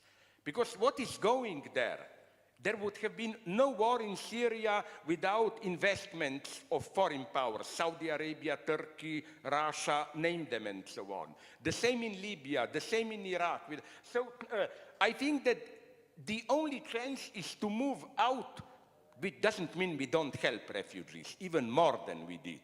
But if we will not do this move from humanitarian problem, where the problem is only they're coming, do we have open enough heart or not? No. Why are they coming? What can we do in economic change, in geopolitical change, and so on and so on? And we should, within this context, I always get in trouble when I ask this, also ask some unpleasant questions. For example, I was in debate about this with Al Jazeera, now I again gave it a report, and never did I get, not even a semblance of a convincing answer. South of the crisis zone, you have a couple of very rich Arab countries, Saudi Arabia, Kuwait, Bahrain, Qatar, Emirates. They simply don't accept immigrants. Where is their sense of Ummah, community, and so on? I'm not blaming them because they're supported in this with the West and so on and so on. I know that there are many refugees, but where? In the poor Arab countries. So I think that, again, I just see red when the problem is posed in this way. Will we be open enough to integrate them? We should first change the topic to geopolitical, economic neocolonialism, and point to openly establish rules with negotiation between the parties and so on and so on. Out of this self-guilt, are we open enough to integrate them? Well, I understand them and I agree with them. Maybe they don't want to be integrated. You know, the problem is like these stupid examples that I mentioned, the Slovene Roma girl and so on. What does it mean, coexistence of different culture? Where do we set limits and so on and so on? Or do we set limits? How do we set limits? I'm not saying that we are right a priori. I'm just saying there is a problem in coexistence of lives. And we have the old solution, which was the British Empire solution or traditional. Give allow every ethnic religious group to remain in their way of life. I think this no longer works today. It's a problem. That's all I'm saying, that it is really a problem. But whenever I mention way of life, I'm usually attacked as a kind of I was already called a nützlicher Idiot, how the idiot arguing for Marine Le Pen. But sorry, very briefly now, what you mentioned about this self-flagellation and so on and so on. Well, all I can say is, I can tell you from my own experience that it's not as simple as that. Listen, let me be a little bit arrogant. You mentioned YouTube, blah, blah. But I'm not saying you should, but if you check a little bit my fate in the last years as so-called stupid public intellectual, just follow how I progressively disappear from the media. Up till 2 years ago, I was regularly invited to contribute to Guardian. In the last 2 years, I'm prohibited. I'm prohibited from London Review books. I'm prohibited from New Statement. I'm prohibited in United States. 2 years ago, Economist from Newsweek from time to time published me. You know, all the time I heard how popular I am, the less now I simply don't have a medium to publish in United States and in England. The small exception is Independent published my Macron comment, but again, they got a terrible backlash, and now, because this usual way, you know, like, if you are critical of Macron, it means you support Marine Le Pen, and I'm a neo-fascist, and so on and so on. So all I can tell you is that I'm a pessimist. Okay, I stop, sorry. But a romantic pessimist, we will see that. Yeah. Another question.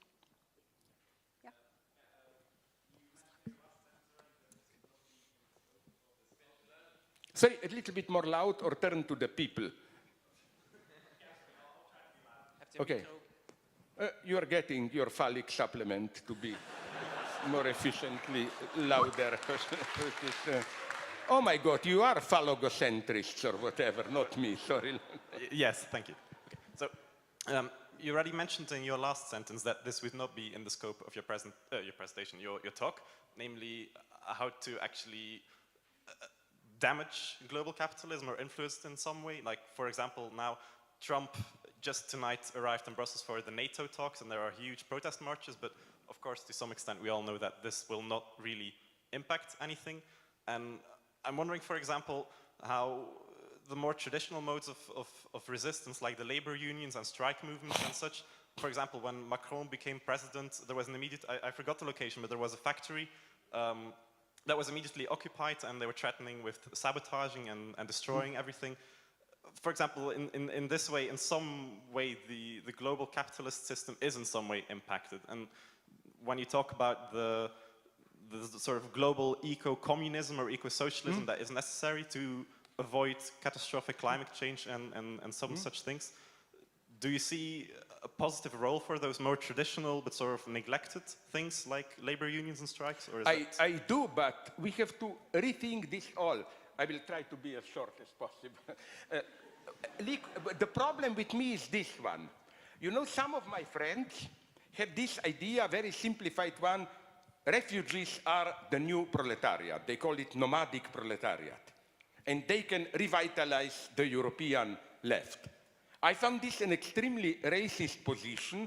I call it outsourcing revolutionary class. Like, you know, we have good revolutionary theory, but nobody wants to do it here. Perfect. We import the revolutionary class and so on. It will not work. You know who is really my reference here? The German guy that I mentioned. He's now also popular in England, Wolfgang Streeck, who says that, you know what's the problem? For Marx, the construction of a revolutionary class worked when you have majority working class which produces wealth, is exploited, and so on and so on. Today, isn't it that to be in the traditional Marxist sense a proletarian, which means a permanent job in a factory or in a state organization. Yeah, okay, you are exploited, but you are permanently employed. It's almost a privileged position. We have most of the refugees, their secret longing is just to become probably a normal European proletariat, you know. They cannot. We have precarious workers. We have permanently unemployed, other forms of excluded.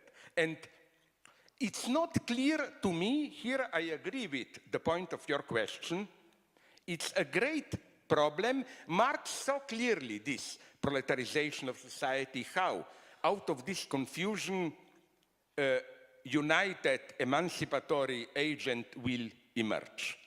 I don't see in the near future how this could happen. So all I propose is a kind of a not utopian, but very pragmatic approach. On the one hand, yes, I agree, all that we can do, workers' protections, trade unions, and so on and so on.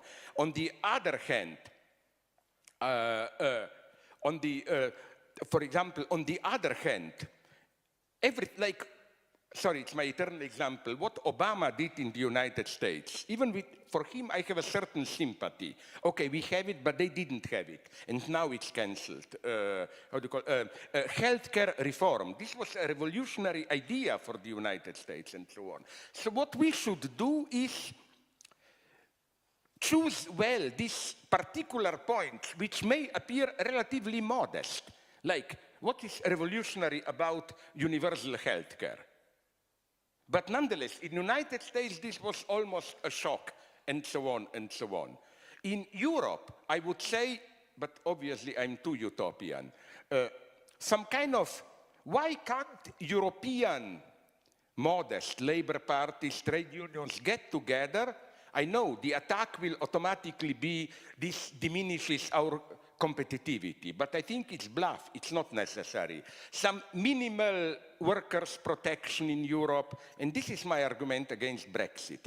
It's very interesting, a British friend of mine provided me with a list of conflicts in the last 20 years between United Kingdom government and Brussels bureaucracy. Almost all the time I'm on the side of Brussels bureaucracy. For example, Brussels bureaucracy wanted to impose some ecological limits of energy use.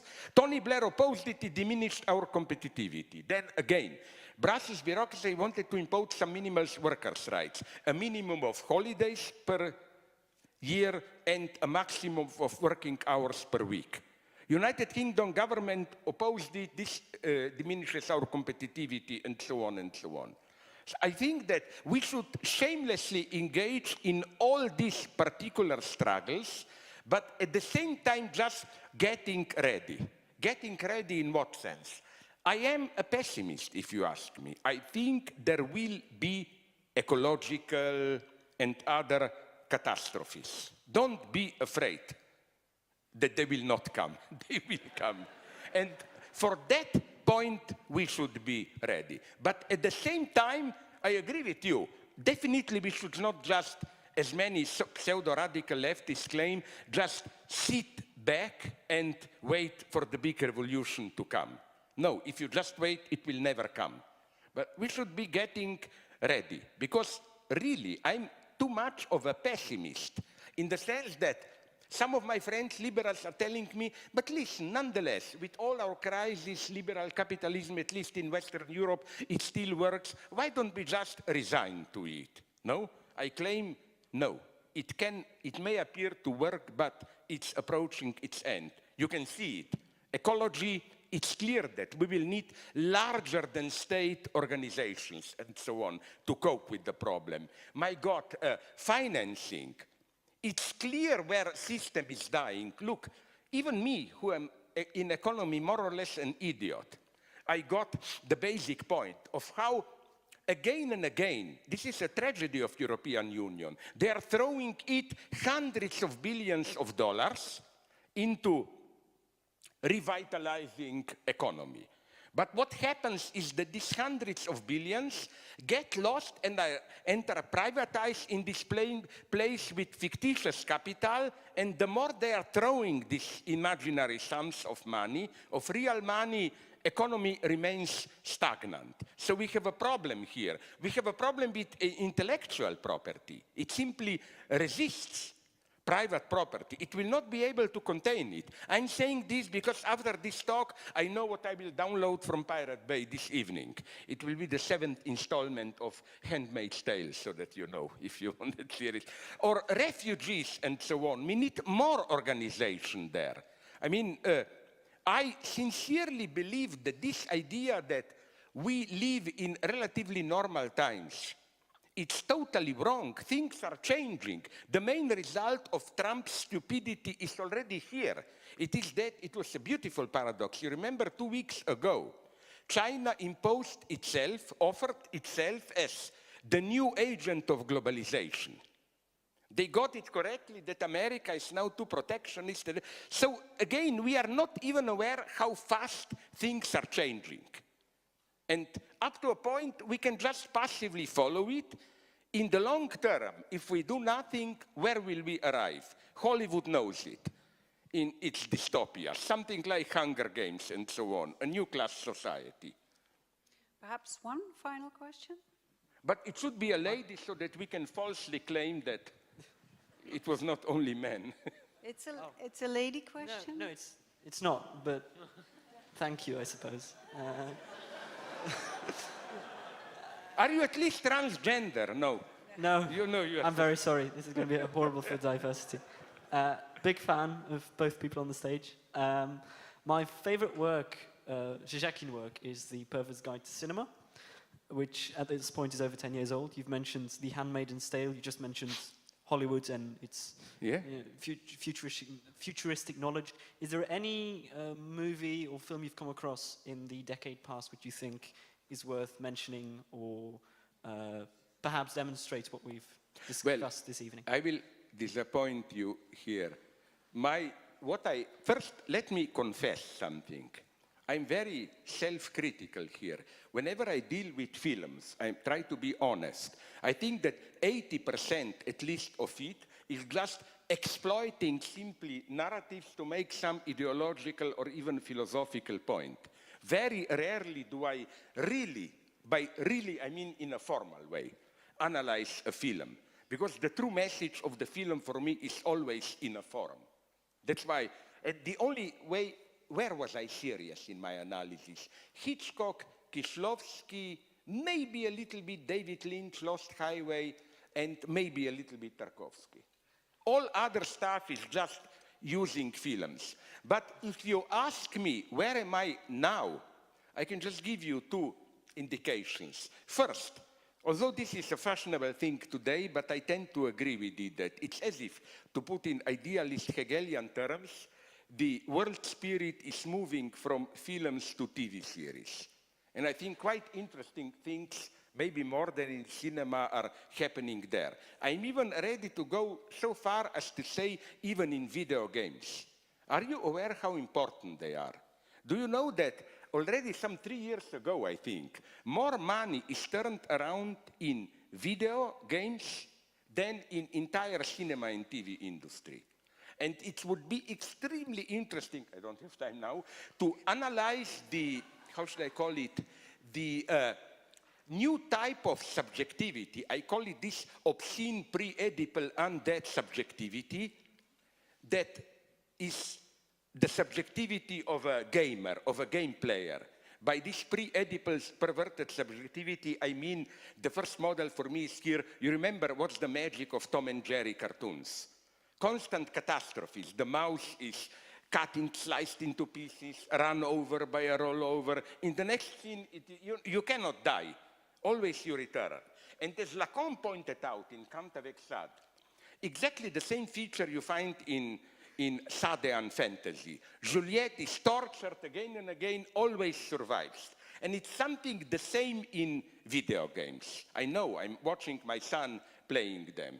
You know, like, you die again and again, and now you will say this is fantasy. It's not as simple as that. Because I've seen some of my friends assuming the same undead, obscene attitude already also in their love life. I try with this girl, I die. It's a fiasco. No problem. I try again, you know. This false infinity. So here things happen. Point 2. which films are today, my tastes are very strange. For example, lately I did like two very modest, they are not even good, science fiction films. Did you see them?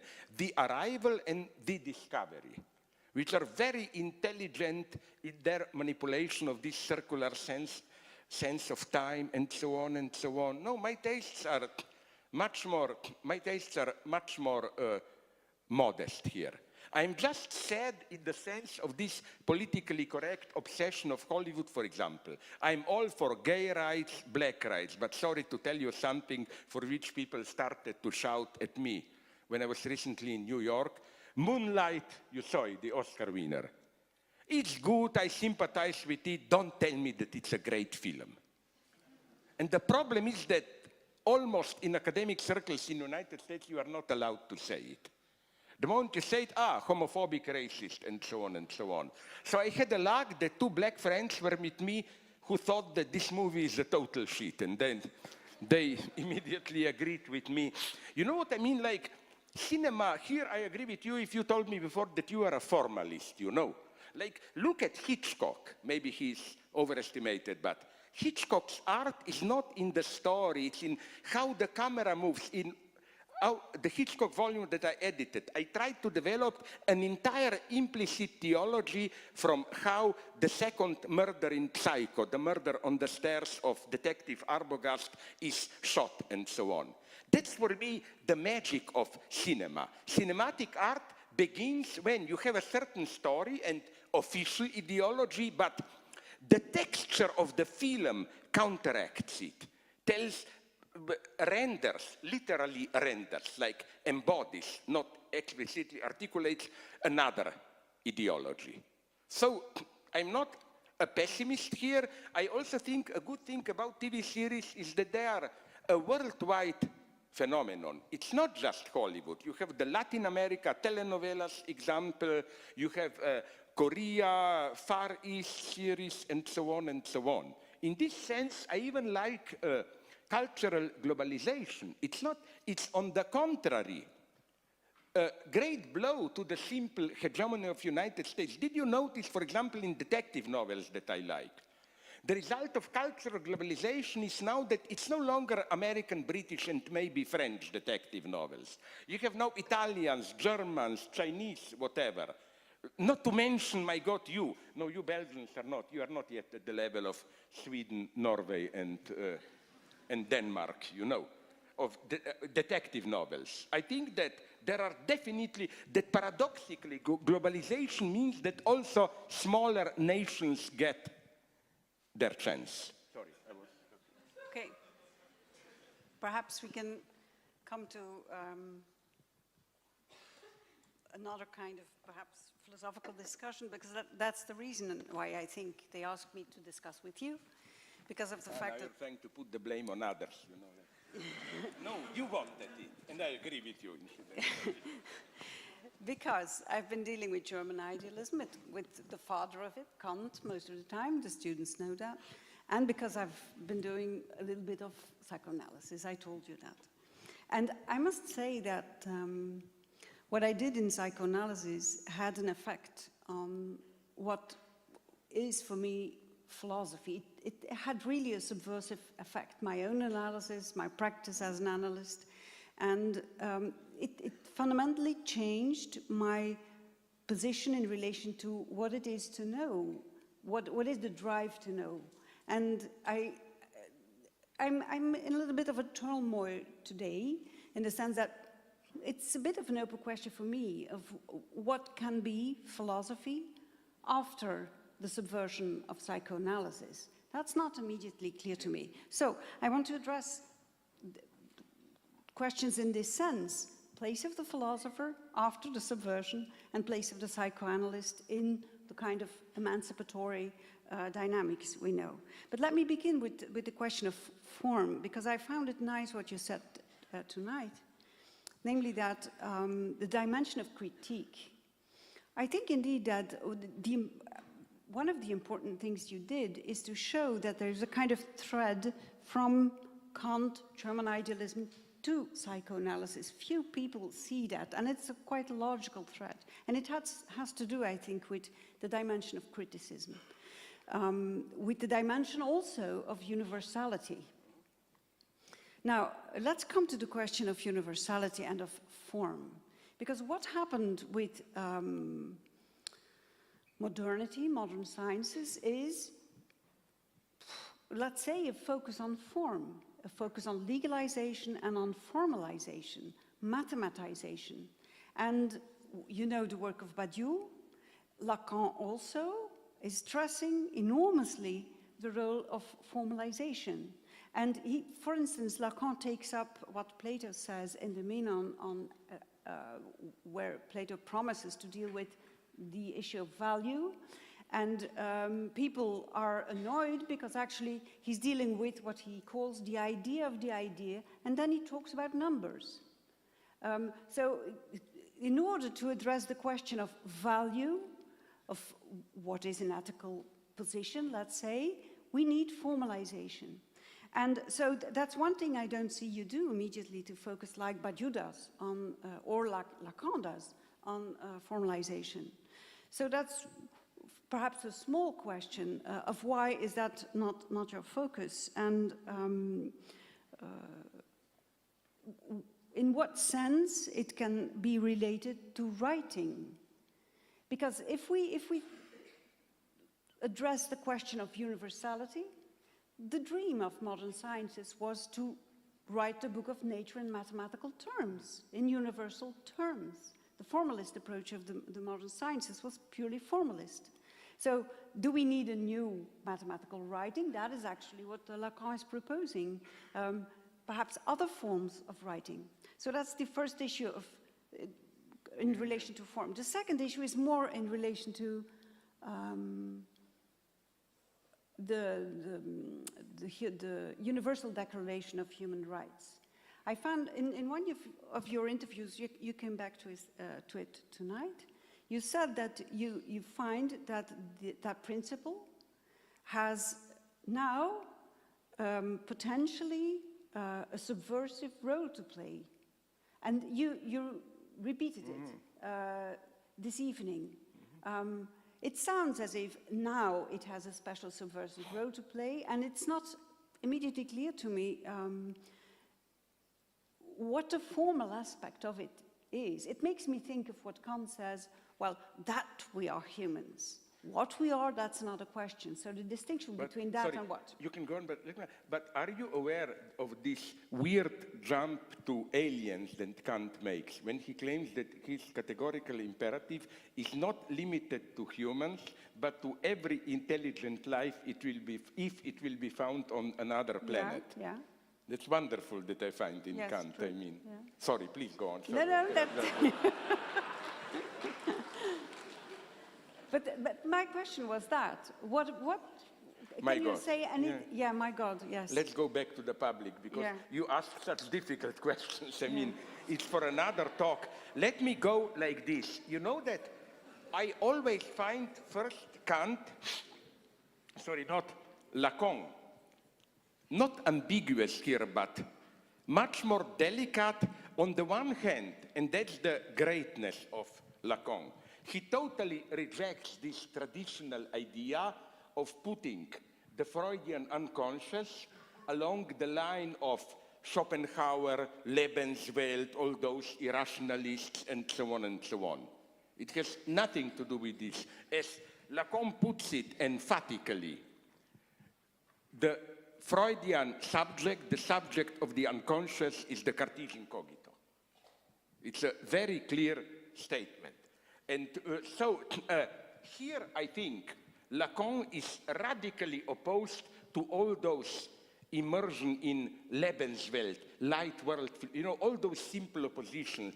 A Kantian subject, Cartesian subject is too abstract, rational. We should never forget that we are part of a certain living world, and so on and so on. No, but for Lacan, unconscious is on the side, if you want, of rational abstraction against life world. Unconscious is some drive which destabilizes the stability of our life world and so on. But you know how, if we were really to go into this topic, my starting point would have been this one. Lacan says, yes, the subject of the unconscious is Cartesian cogito, modern science, but you know, I'm sure better than me, that at the same time Lacan says that the discourse of science is based on Verwerfung, foreclosure, which is not a good translation, but let's call it naively, exclusion of subject. And he means this, I think, relatively simple way, that scientific statements, they exclude truth as a factor. By truth, I mean the truth of your position of enunciation. Whatever your unconscious overdetermination, a scientific statement should be repeatable, valid for whoever announces it, and so on and so on. While for Lacan, nonetheless, the dimension of psychoanalysis is, in this sense, the dimension of subjective truth, not the dimension of objective exactitude. I think here about, I'm sorry if some of you know this example, I know, sure that you know it, it's one of my favorite Lacan's small observations, when he says, I don't know where, but I know he says it, he says somewhere a wonderful thing that I apply to politics, that, oh, unfortunately, this has some kind of a male chauvinist twist, but that if a husband is pathological, like excessively jealous of his wife, afraid that she is sleeping around with other men, and even if it's proven that all his suspicions are true, his jealousy is still pathological. You see, this is the dimension of truth beyond exactitude. The example that I always take here is that of, I'm sorry if some of you know it, I repeat myself, that of anti-Semitism. Let's say I debate with someone in Germany in 1935 about Jews. I am trying to defend Jews. My anti-Semitic, not friend, of course, blames them. If I accept the debate at the level of facts, I've already sold my soul to the devil, I claim. Because at the level of fact, the result will be that we both exaggerate a little bit, truth is somewhere in the middle. Look, my friend says Jews are exploiting Germans. Well, in some formal sense, this was true. There were also poor Jews, but there were rich Jews who were exploiting Germans. Then my friend says Jews are seducing German girls. Well, all I can say is I hope they do, and the other way around, and so on. I'm sure it's at some level true. But you see my point. My point is that Hitler's anti-Semitism is wrong, it's ideology, not because it is not true. Of course it's not. To go to the end in my madness, it would have been a pathological formation even if, sorry, at the level of facts, it were to be true. Because what makes it pathological is not its truth or not, but the reason why does Hitler need a figure of the Jew to assert its identity. And this is not a question of knowledge in the sense of are Jews really like that? It's why does Hitler, for what pathological reason, does Hitler, or to put it in the terms of the title of my talk, what antagonisms does Hitler need to obliterate that are projected into the figure of the Jew? So all this, for Lacan, although he oscillates a little bit, for Lacan is, I don't see how this dimension of reference, to put it in Lacanian terms, to subject of enunciation, my truth position, this is a dimension which doesn't fit science. When Lacan says that the subject of psychoanalysis is a subject of science, he, I think, simply means, as you said correctly, this subject which is desubstantialized. You know what's so deep about Freud? It's one story, I think I mentioned it in one of my old books, I'm sure you don't know it, which is a beautiful story. The best anecdote that happened to Freud. In Slovenia, I don't want to sound as tourist guide, but we have one caves in the south, not Postojna caves, there with the train, subterranean kids, but another so-called Scotian caves, which are wild, deep, they're terrifying. And you know that we discovered now that literally, it's not a joke, Dante visited those caves in South Slovenia, and there he got the idea of hell, of inferno. Okay, but what I want to say is that something incredible happened there. In the darkest part of a cave, he saw a dark figure, a man approaching him. And for a moment he thought it's a vision, madness. Then he recognized the man. You know who was? Karl Lueger, the anti-Semitic populist mayor of Vienna. And Freud was totally shocked, and I can see why. He got there staged the deepest lesson of his teaching, which is that if you look really deep into a person, you don't find in the Jungian or New Age style some deep truth. You find Lüge, lie. You find a fundamental fantasy which is a lie. It's a contingent lie, masking antagonism, and so on and so on. But if I may return it, I would like to make one point why I like Kant so much. Would you agree, I've written about it, that first, in what does really Kantian revolution, ethical revolution consist? It's not simply just in formalism. It's in something much more radical. When Kant says, du kannst, then du sollst. You can because you must. I think Kant is really very radical here. He knew that, as Lacan would have put it, there is no big other. In what sense? Kant is usually read as a fetishist of duty. You must do your duty, whatever. No. Kant is even worse, but in a good sense. Kant's point is not, let's say I have to do something which will hurt you, but I think it's my duty. And then, hypocritically, I tell you, sorry, but I have to do it, it's my duty. You cannot even use duty as an excuse for duty. You are not only obliged to do your duty, responsible for it, but you should also fully stand behind what is your duty. You cannot say, this is my duty, I cannot help it. You are responsible for your duty. That's Kant's modernity, because in previous substantialist ethics, duty is up there, imposed by God, whatever, and your duty is to do your duty. And that's the same in psychoanalysis. Sorry, yes, ne pas céder sur son désir, this c'est is ça. wonderful. Okay. You are now saying what I wanted to say. Okay, Perfect. good. No, what I want to say is that they get it, that, you know, Freud, although, you know, all that bullshit, but it can also be Lacan can be misread in the sense that when he says unconscious is the discourse of the other, as if you think, oh, fuck it, what can I do? The other speaks through me. No, you are decentered, but you are still radically responsible for it. You cannot ever in psychoanalysis evoke your unconscious as deculpabilizing you. No. Sorry, I couldn't help it, it's my unconscious. And the other is personified much too quickly. The other is also the body in Lacan. Sorry, the other? It's also the body. Yeah. But So again, we think of it as the this other. was never clear to me. Yeah. Which body, you know, because we have biological body, we have phantasmatic body, and so on, you know. Yeah, the thing that is something that you have to appropriate. But that may is I out just there. answer very briefly the last of your question? I agree with you. Concerning human rights, you know, there is a certain all too easy Marxist, pseudo-Marxist, I claim, historicist critique, which says, oh, human rights are just ideological universality. And That's then, what Badiou says.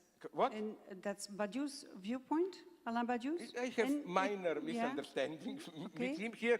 And that, you know, then the usual Marxist historicist bullshit, they always mask particular interests and so on and so on. No, the first thing, and that's where you quoted me correctly, precisely because they are formal human rights, even if it's true in the beginning they were class biased, but from the very beginning, with their very abstract form, they opened up the space. Look, you know the story. It was immediately Mary Wollstonecraft. We also, women should be included. It was blacks in Haiti. We should be included. So paradoxically, as a good Hegelian, I would say this, there is more truth in the form of human rights than in their content. Okay, thank you.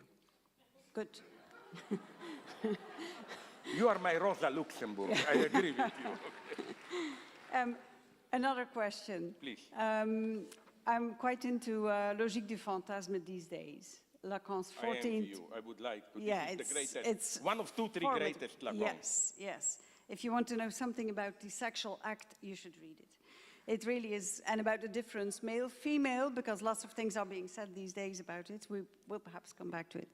But at one point, Lacan says, talks about Diogenes. It's a difficult name to pronounce. And I would rather not enter into the debate on cynical reason. That's not my point.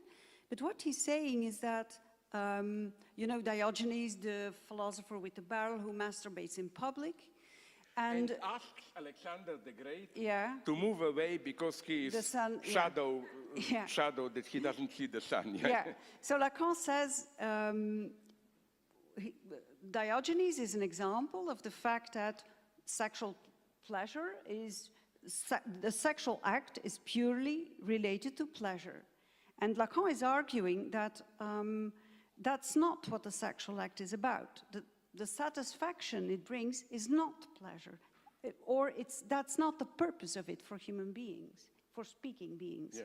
So he says, there's a price to pay for Diogenes, he says. The price to pay is that he's not in desire, Diogenes, and he's not in politics. So I found, not, sorry? in politics. Yeah, yeah.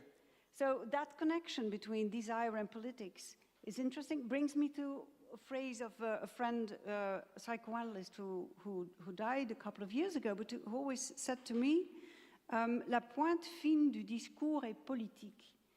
So when you sharpen your discourse, and that is what you do in psychoanalysis, it becomes political immediately. So frankly, when you ended your lecture, it's, yeah, the catastrophe is near, we have to do something. It sounds a little bit like that. I almost immediately have the reflex of, as a psychoanalyst, one by one. And there's lots of work to be done. I mean, you have to produce the lack.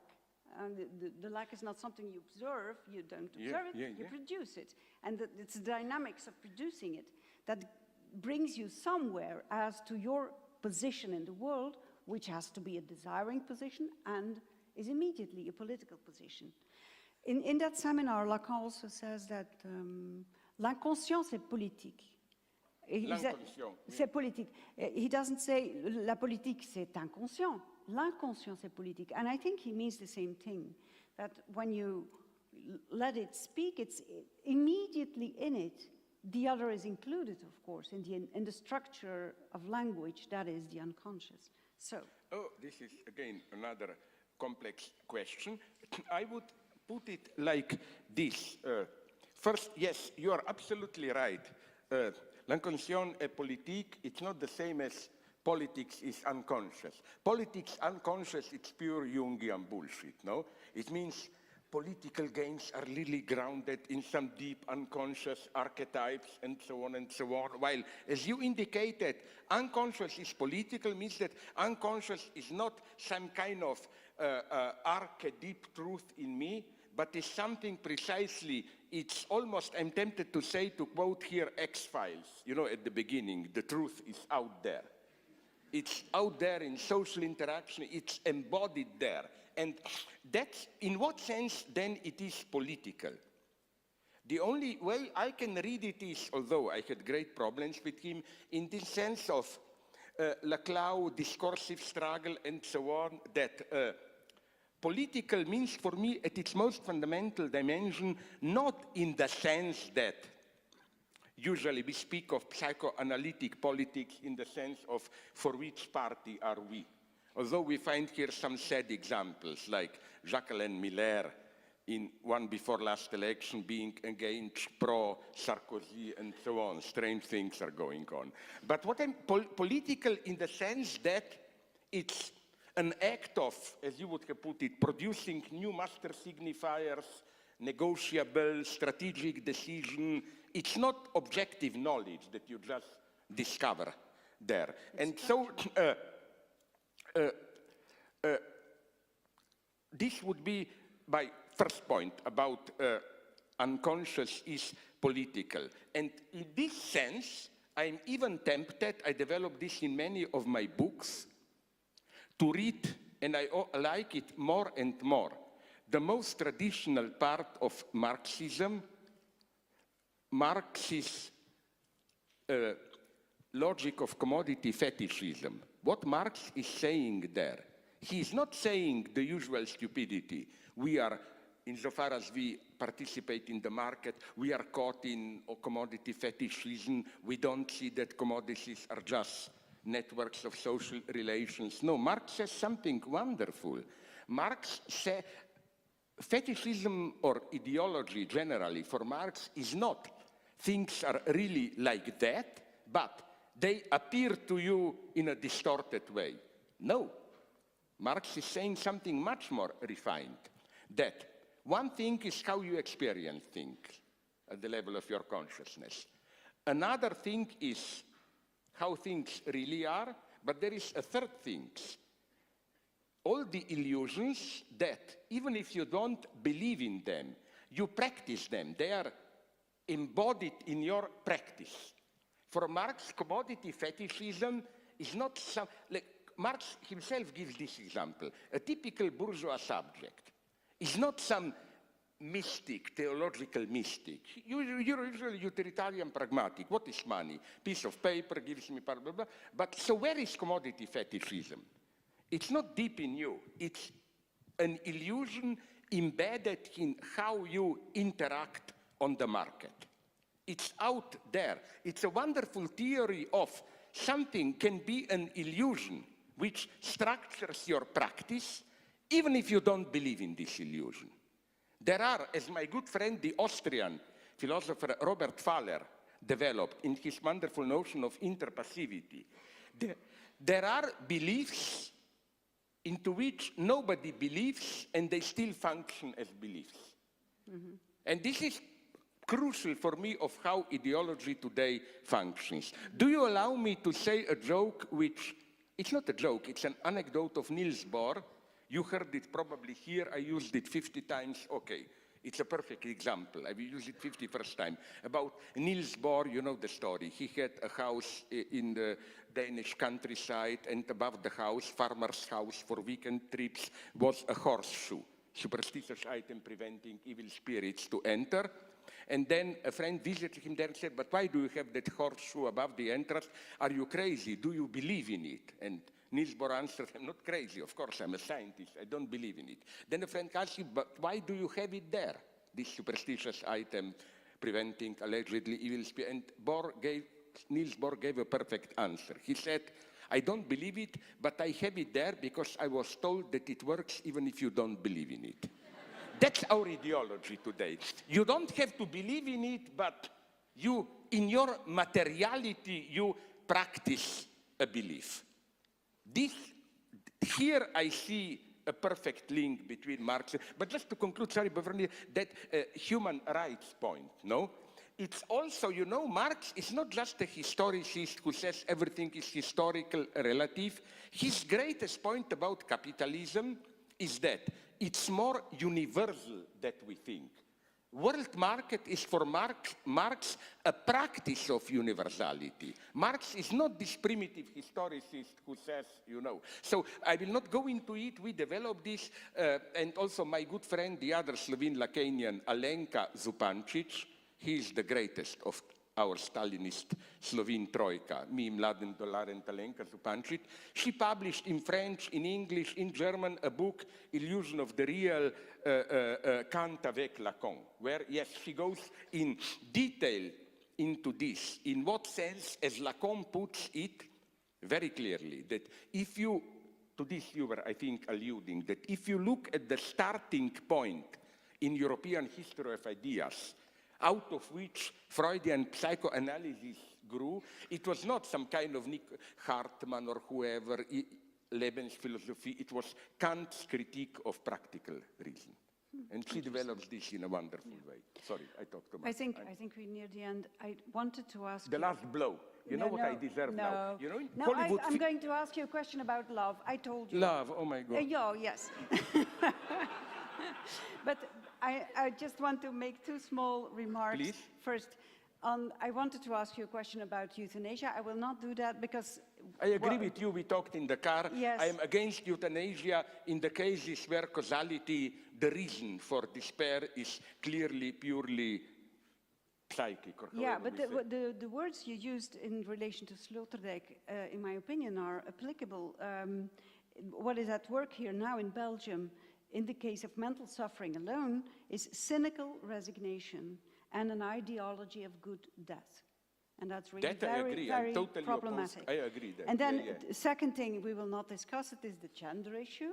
That I had the gender. Yeah. You mean all these 32 all this, sexes, yes. LGBT and so on. Did you notice the nice ideology of plus? The list is never complete, so now Yes. the finally established formula is LGBTQ+. Yes. And for me, plus is Lacanian object A, you know that. You don't know what it is, but you have to add it to be complete. Sorry, I interrupted you, please. We are not going, it's not a question, but I had a slogan actually that was brought to me by my colleague from Brussels, Ariane Bazon, who says in relation to the 32, 35 distinctions, she says 35 distinctions, but no difference. Yeah, exactly. Yes, it's a clear case of, to put it in Lacan's term, of the disavowal of il n'y a pas de rapport sexuel, of sexual difference as impossible. Yeah. Because you know what's the, I mean, to be clear, at practical level, I met some of them, and they are much more intelligent than these fashionable characters fighting for 33 sexes, really suffering transgender people. You know why they are authentic? Because they know that their tragic position of not finding sexual identity is just an extreme effect of a lack of identity which pertains to sexuality as such, according to Lacan.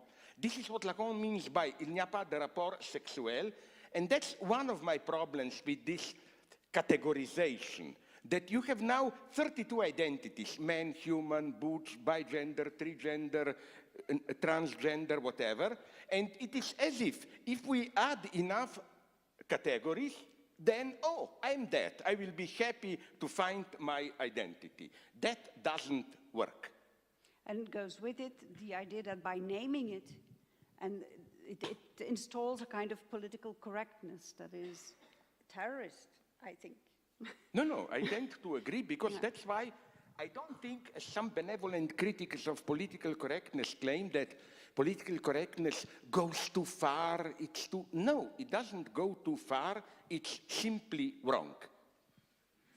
I'm crazy to the end here. No, not wrong in the sense that, I'm more radical here in the sense that there is no sexism, there is no... All that exists, and we should fight it without mercy and so on. But there is something fundamentally false in the politically correct way of fighting, this way as if through regulation of speech, what political correctness wants to achieve through regulation of speech is for me deeply not only counterproductive, but it's really, how should I put it, and here it brings us back even to Diogenes and so on. Wouldn't you agree that political correctness is basically a fear of the neighbor as such?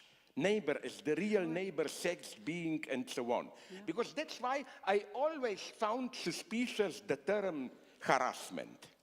Harassment basically means, don't come too near to me, you annoy me. You know, it's this basic, I was accused of this, you know, like in America, United States, it can be madness, you know. You look, a woman, look, if I were to do this at some campus, you would be able to accuse me of visual rape. So I was accused of all possible rapes already, not of a real rape, but of visual rape, verbal rape, I don't know what. But I got it. That's why also there is another enigma that interests me so much. Fear of smoking. I don't smoke. Probably it's true, all that they say. But this obsession, which is very selective, just with smoking, I cannot resist laughing at this paradox, how the same of my American leftist friends who oppose smoking fanatically. I was at a party once where smoking, they should be prohibited, and then they distributed opium or crack at the end of the party. Like, that's not a problem, you know. And especially this passive, it's really this annoyance of, you know that it's dangerous, how could you enjoy so openly, and so on. It's an extreme desire of regulation behind it, and the fear of the other as subject of desire. And that's the problem of political correctness. Some intelligent feminists in the United States made a wonderful observation. They claimed that, are we aware that in the standard process of erotic gain, seduction, and so on, it doesn't go that the whole, sorry for this name, charm of seduction is that one, sometimes man, sometimes a woman, and that's good. At least here we have equality of sexes. You have this intense erotic game, and then somebody, as they say, has to make a gesture, open. And then at that point, you risk. Either the other will accept it, or it will proclaim that it was harassment or whatever. And this intelligent feminist said something wonderful. She said that, can we imagine purely political sex without this element of harassment? Yes, pure prostitution, contract, and so on. Yeah. That's the sad thing that some feminists know, that the only way that you do it in this totally correct way is through, although even this can be eroticized. The best advice that I heard from a doctor, it's so deeply true, I claim, against impotence, and I wasn't the one who had this problem, was this one. Don't follow this Oriental, pseudo-Oriental bullshit. Don't think, just do it spontaneously. No, turn it into bureaucratic procedure. You have a lover, you cannot do it. Sit down and make a bureaucratic plan. After 3.5 minutes, I will stick my finger there. Then you will kiss me there. And then there is a debate. She said, no, I want to stick my finger there already at 2.5 minutes. Then you have a debate, and then one solution is that after a debate, why don't we simply go to bed or whatever? And it works, I can promise you. It works, this, you know, like, so that's almost, I would say, the only thing that I like about political correctness, that in a weird way, it can be re-eroticized, ironically. Okay. And it works in a wonderful way. Everything can be re-eroticized. Yeah. Now, you will not escape that question of love, of course. We will end with that. Is it, I think you are a romanticist. Absolutely. Are you a card-carrying romanticist? A formalist romanticist? Absolutely. Okay. In theory, a rebellious romanticist? Sorry? Rebellious? What is, yes, in principle. No, and not now. No, I'm not giving you a Radio Erevan answer. I'm just saying that the word rebellion and resistance, you should know this, is so misused today, you know. It's part of the ruling game. That's why I hate, for example, although I was there, but supporting my friend, Venice Biennale, these big biennales. Visual arts. They are fully part of capitalist machinery, But it's part of the game that you proclaim that you fight capitalism, and self-critically you proclaim that you know we are totally manipulated by capital and so on and so on. So just, I'm very suspicious of this, you know, using too much, but rebellion in this basic sense, yes, absolutely. Romantic, yes, absolutely, because the opposite of romantic is for me cynical, not cynical in a romantic way, but every power is cynical. For example, I don't believe, here I was opposed already when I was young to Umberto Eco's The Name of the Rose. This stupid idea that laughter as such has a liberating effect. It can have, but my God, didn't he ever see this cynical laughter of those in power, how they mock you? I mean, my formative experience in very modest dissident activity was, once I witnessed, 40 years ago, 30, a small dissident meeting, some victim protesting in a very pathetic way, and one we later discovered, secret agent of the secret police of the party, did something ingenious. He didn't confront her as a harsh politician. How dare you say this treason? He imitated her, this poor woman who was protesting, mocked her, making fun, and ruined her performance. My deep experience is how intelligent power uses mockery, irony, laughter. It's much more efficient. Even now, maybe you did it 2 days ago, I read on Google News or whatever, I don't know, that new American alt-right now is discovering irony and jokes to promote their agenda. So I don't buy this too much of, oh, a little bit laughter liberates and so on. No, no, no. I'm in this sense romantic. Sometimes you have to risk this good, pathetic, romantic, passionate attachment, and it's the irony which is on the side of power. Yeah, and transgressive. Yeah, yeah. Okay. Thank you Where very is much. love? You didn't ask me about love. No, because what I wanted to say is that, now I will shock you the last statement. You know, it's now fashionable to say polyamory, you know. A guy can love more than one human being, whatever. I doubt it. You know why? Because love, in this case, is this pragmatic utilitarian love. I love you for this reason, I need another man for another reason, another woman for that reason. But for me, real passionate love, and it still exists, it's much more unconditional. It's not that I love you for some reasons. It's simply, I love you because, sorry for this pathetics, I cannot imagine living without you. It's this radical impossibility. And here, you cannot play. I cannot live without you because of your legs. I cannot live without you because of your eyes, and so on. It must be this unconditional aspect. Isn't it clear that the moment you can nominate reasons for love, it's no longer love, it's mental housekeeping, you know. This type of love is, you have, imaginary women. You have nice eyes and legs, you have nice breasts and hands, and then I made a list, oh, her list is better, I will love you. No, this is why I claim for structural reasons, and Lacan knew it, he mentions this. True love is the highest act of freedom, which precisely for this cannot be ever experienced as a free act in the sense of free choice. It's not, oh my God, I will now freely fall in love for you. No. True love is precisely, all of a sudden you discover you already are desperately in love. It's never the present moment, now I will fall in love or whatsoever. You see, this German idealists knew this.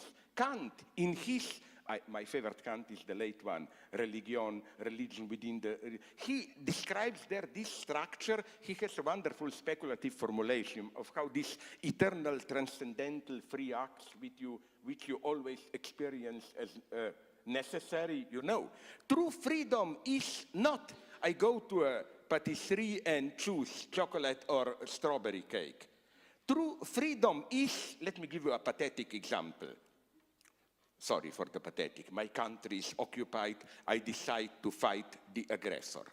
You don't decide as a free choice. You decide to risk your life because you feel that simply you cannot do otherwise.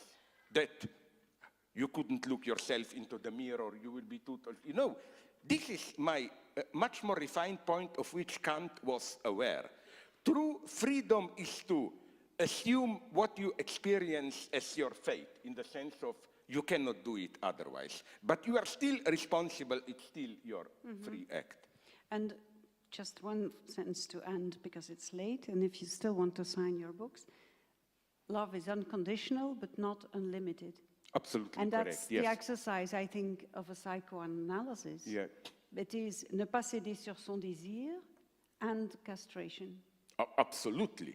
And the paradox, nice paradox of Lacan is that this is not kind of not even, it appears as a paradox, but in reality, no. Castration is a condition of being unconditioned in this sense, no? Okay. No, Lacan has here, and I hope we agree, I'm sorry we don't have right room, that precisely, people usually say, yes, Freud had its actuality 100 years ago with Victorian England, but not today. No, today is the true time of Freud.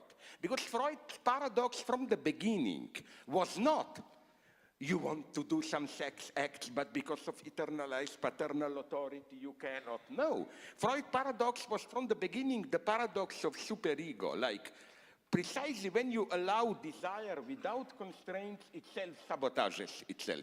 And this is what is happening today. Our superego today is not obey authorities, enjoy, and so on. And we have more frigidity and impotence as ever. And the Kantian way of saying it is the constraint is the possibility. Yeah. That's the light dove of Kant. That's why I also am on against polyamory. The ideologists of polyamory try to present their choice as more wealth in your life. Like, why just one person? It can be more, it liberates you. No, as you said very nicely, the constraint is what gives strength to your... Is the possibility. Yes. It's within the constraint is all the...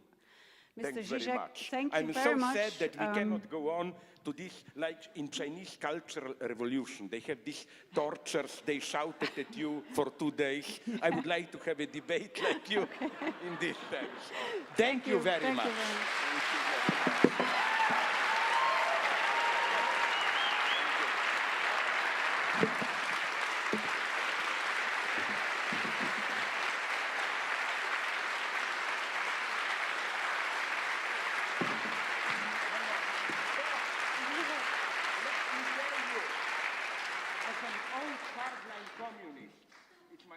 I'm sorry if you know it. Save the applause. When we hardline communists will take power, you will have to applaud. So take the energy for them. Okay, so to conclude this evening, I have to say a few thanks from Slavoj Žižek. First of all, we really want to thank Slavoj Žižek for his interesting and animated talk here at Vooruit. Thank you very much.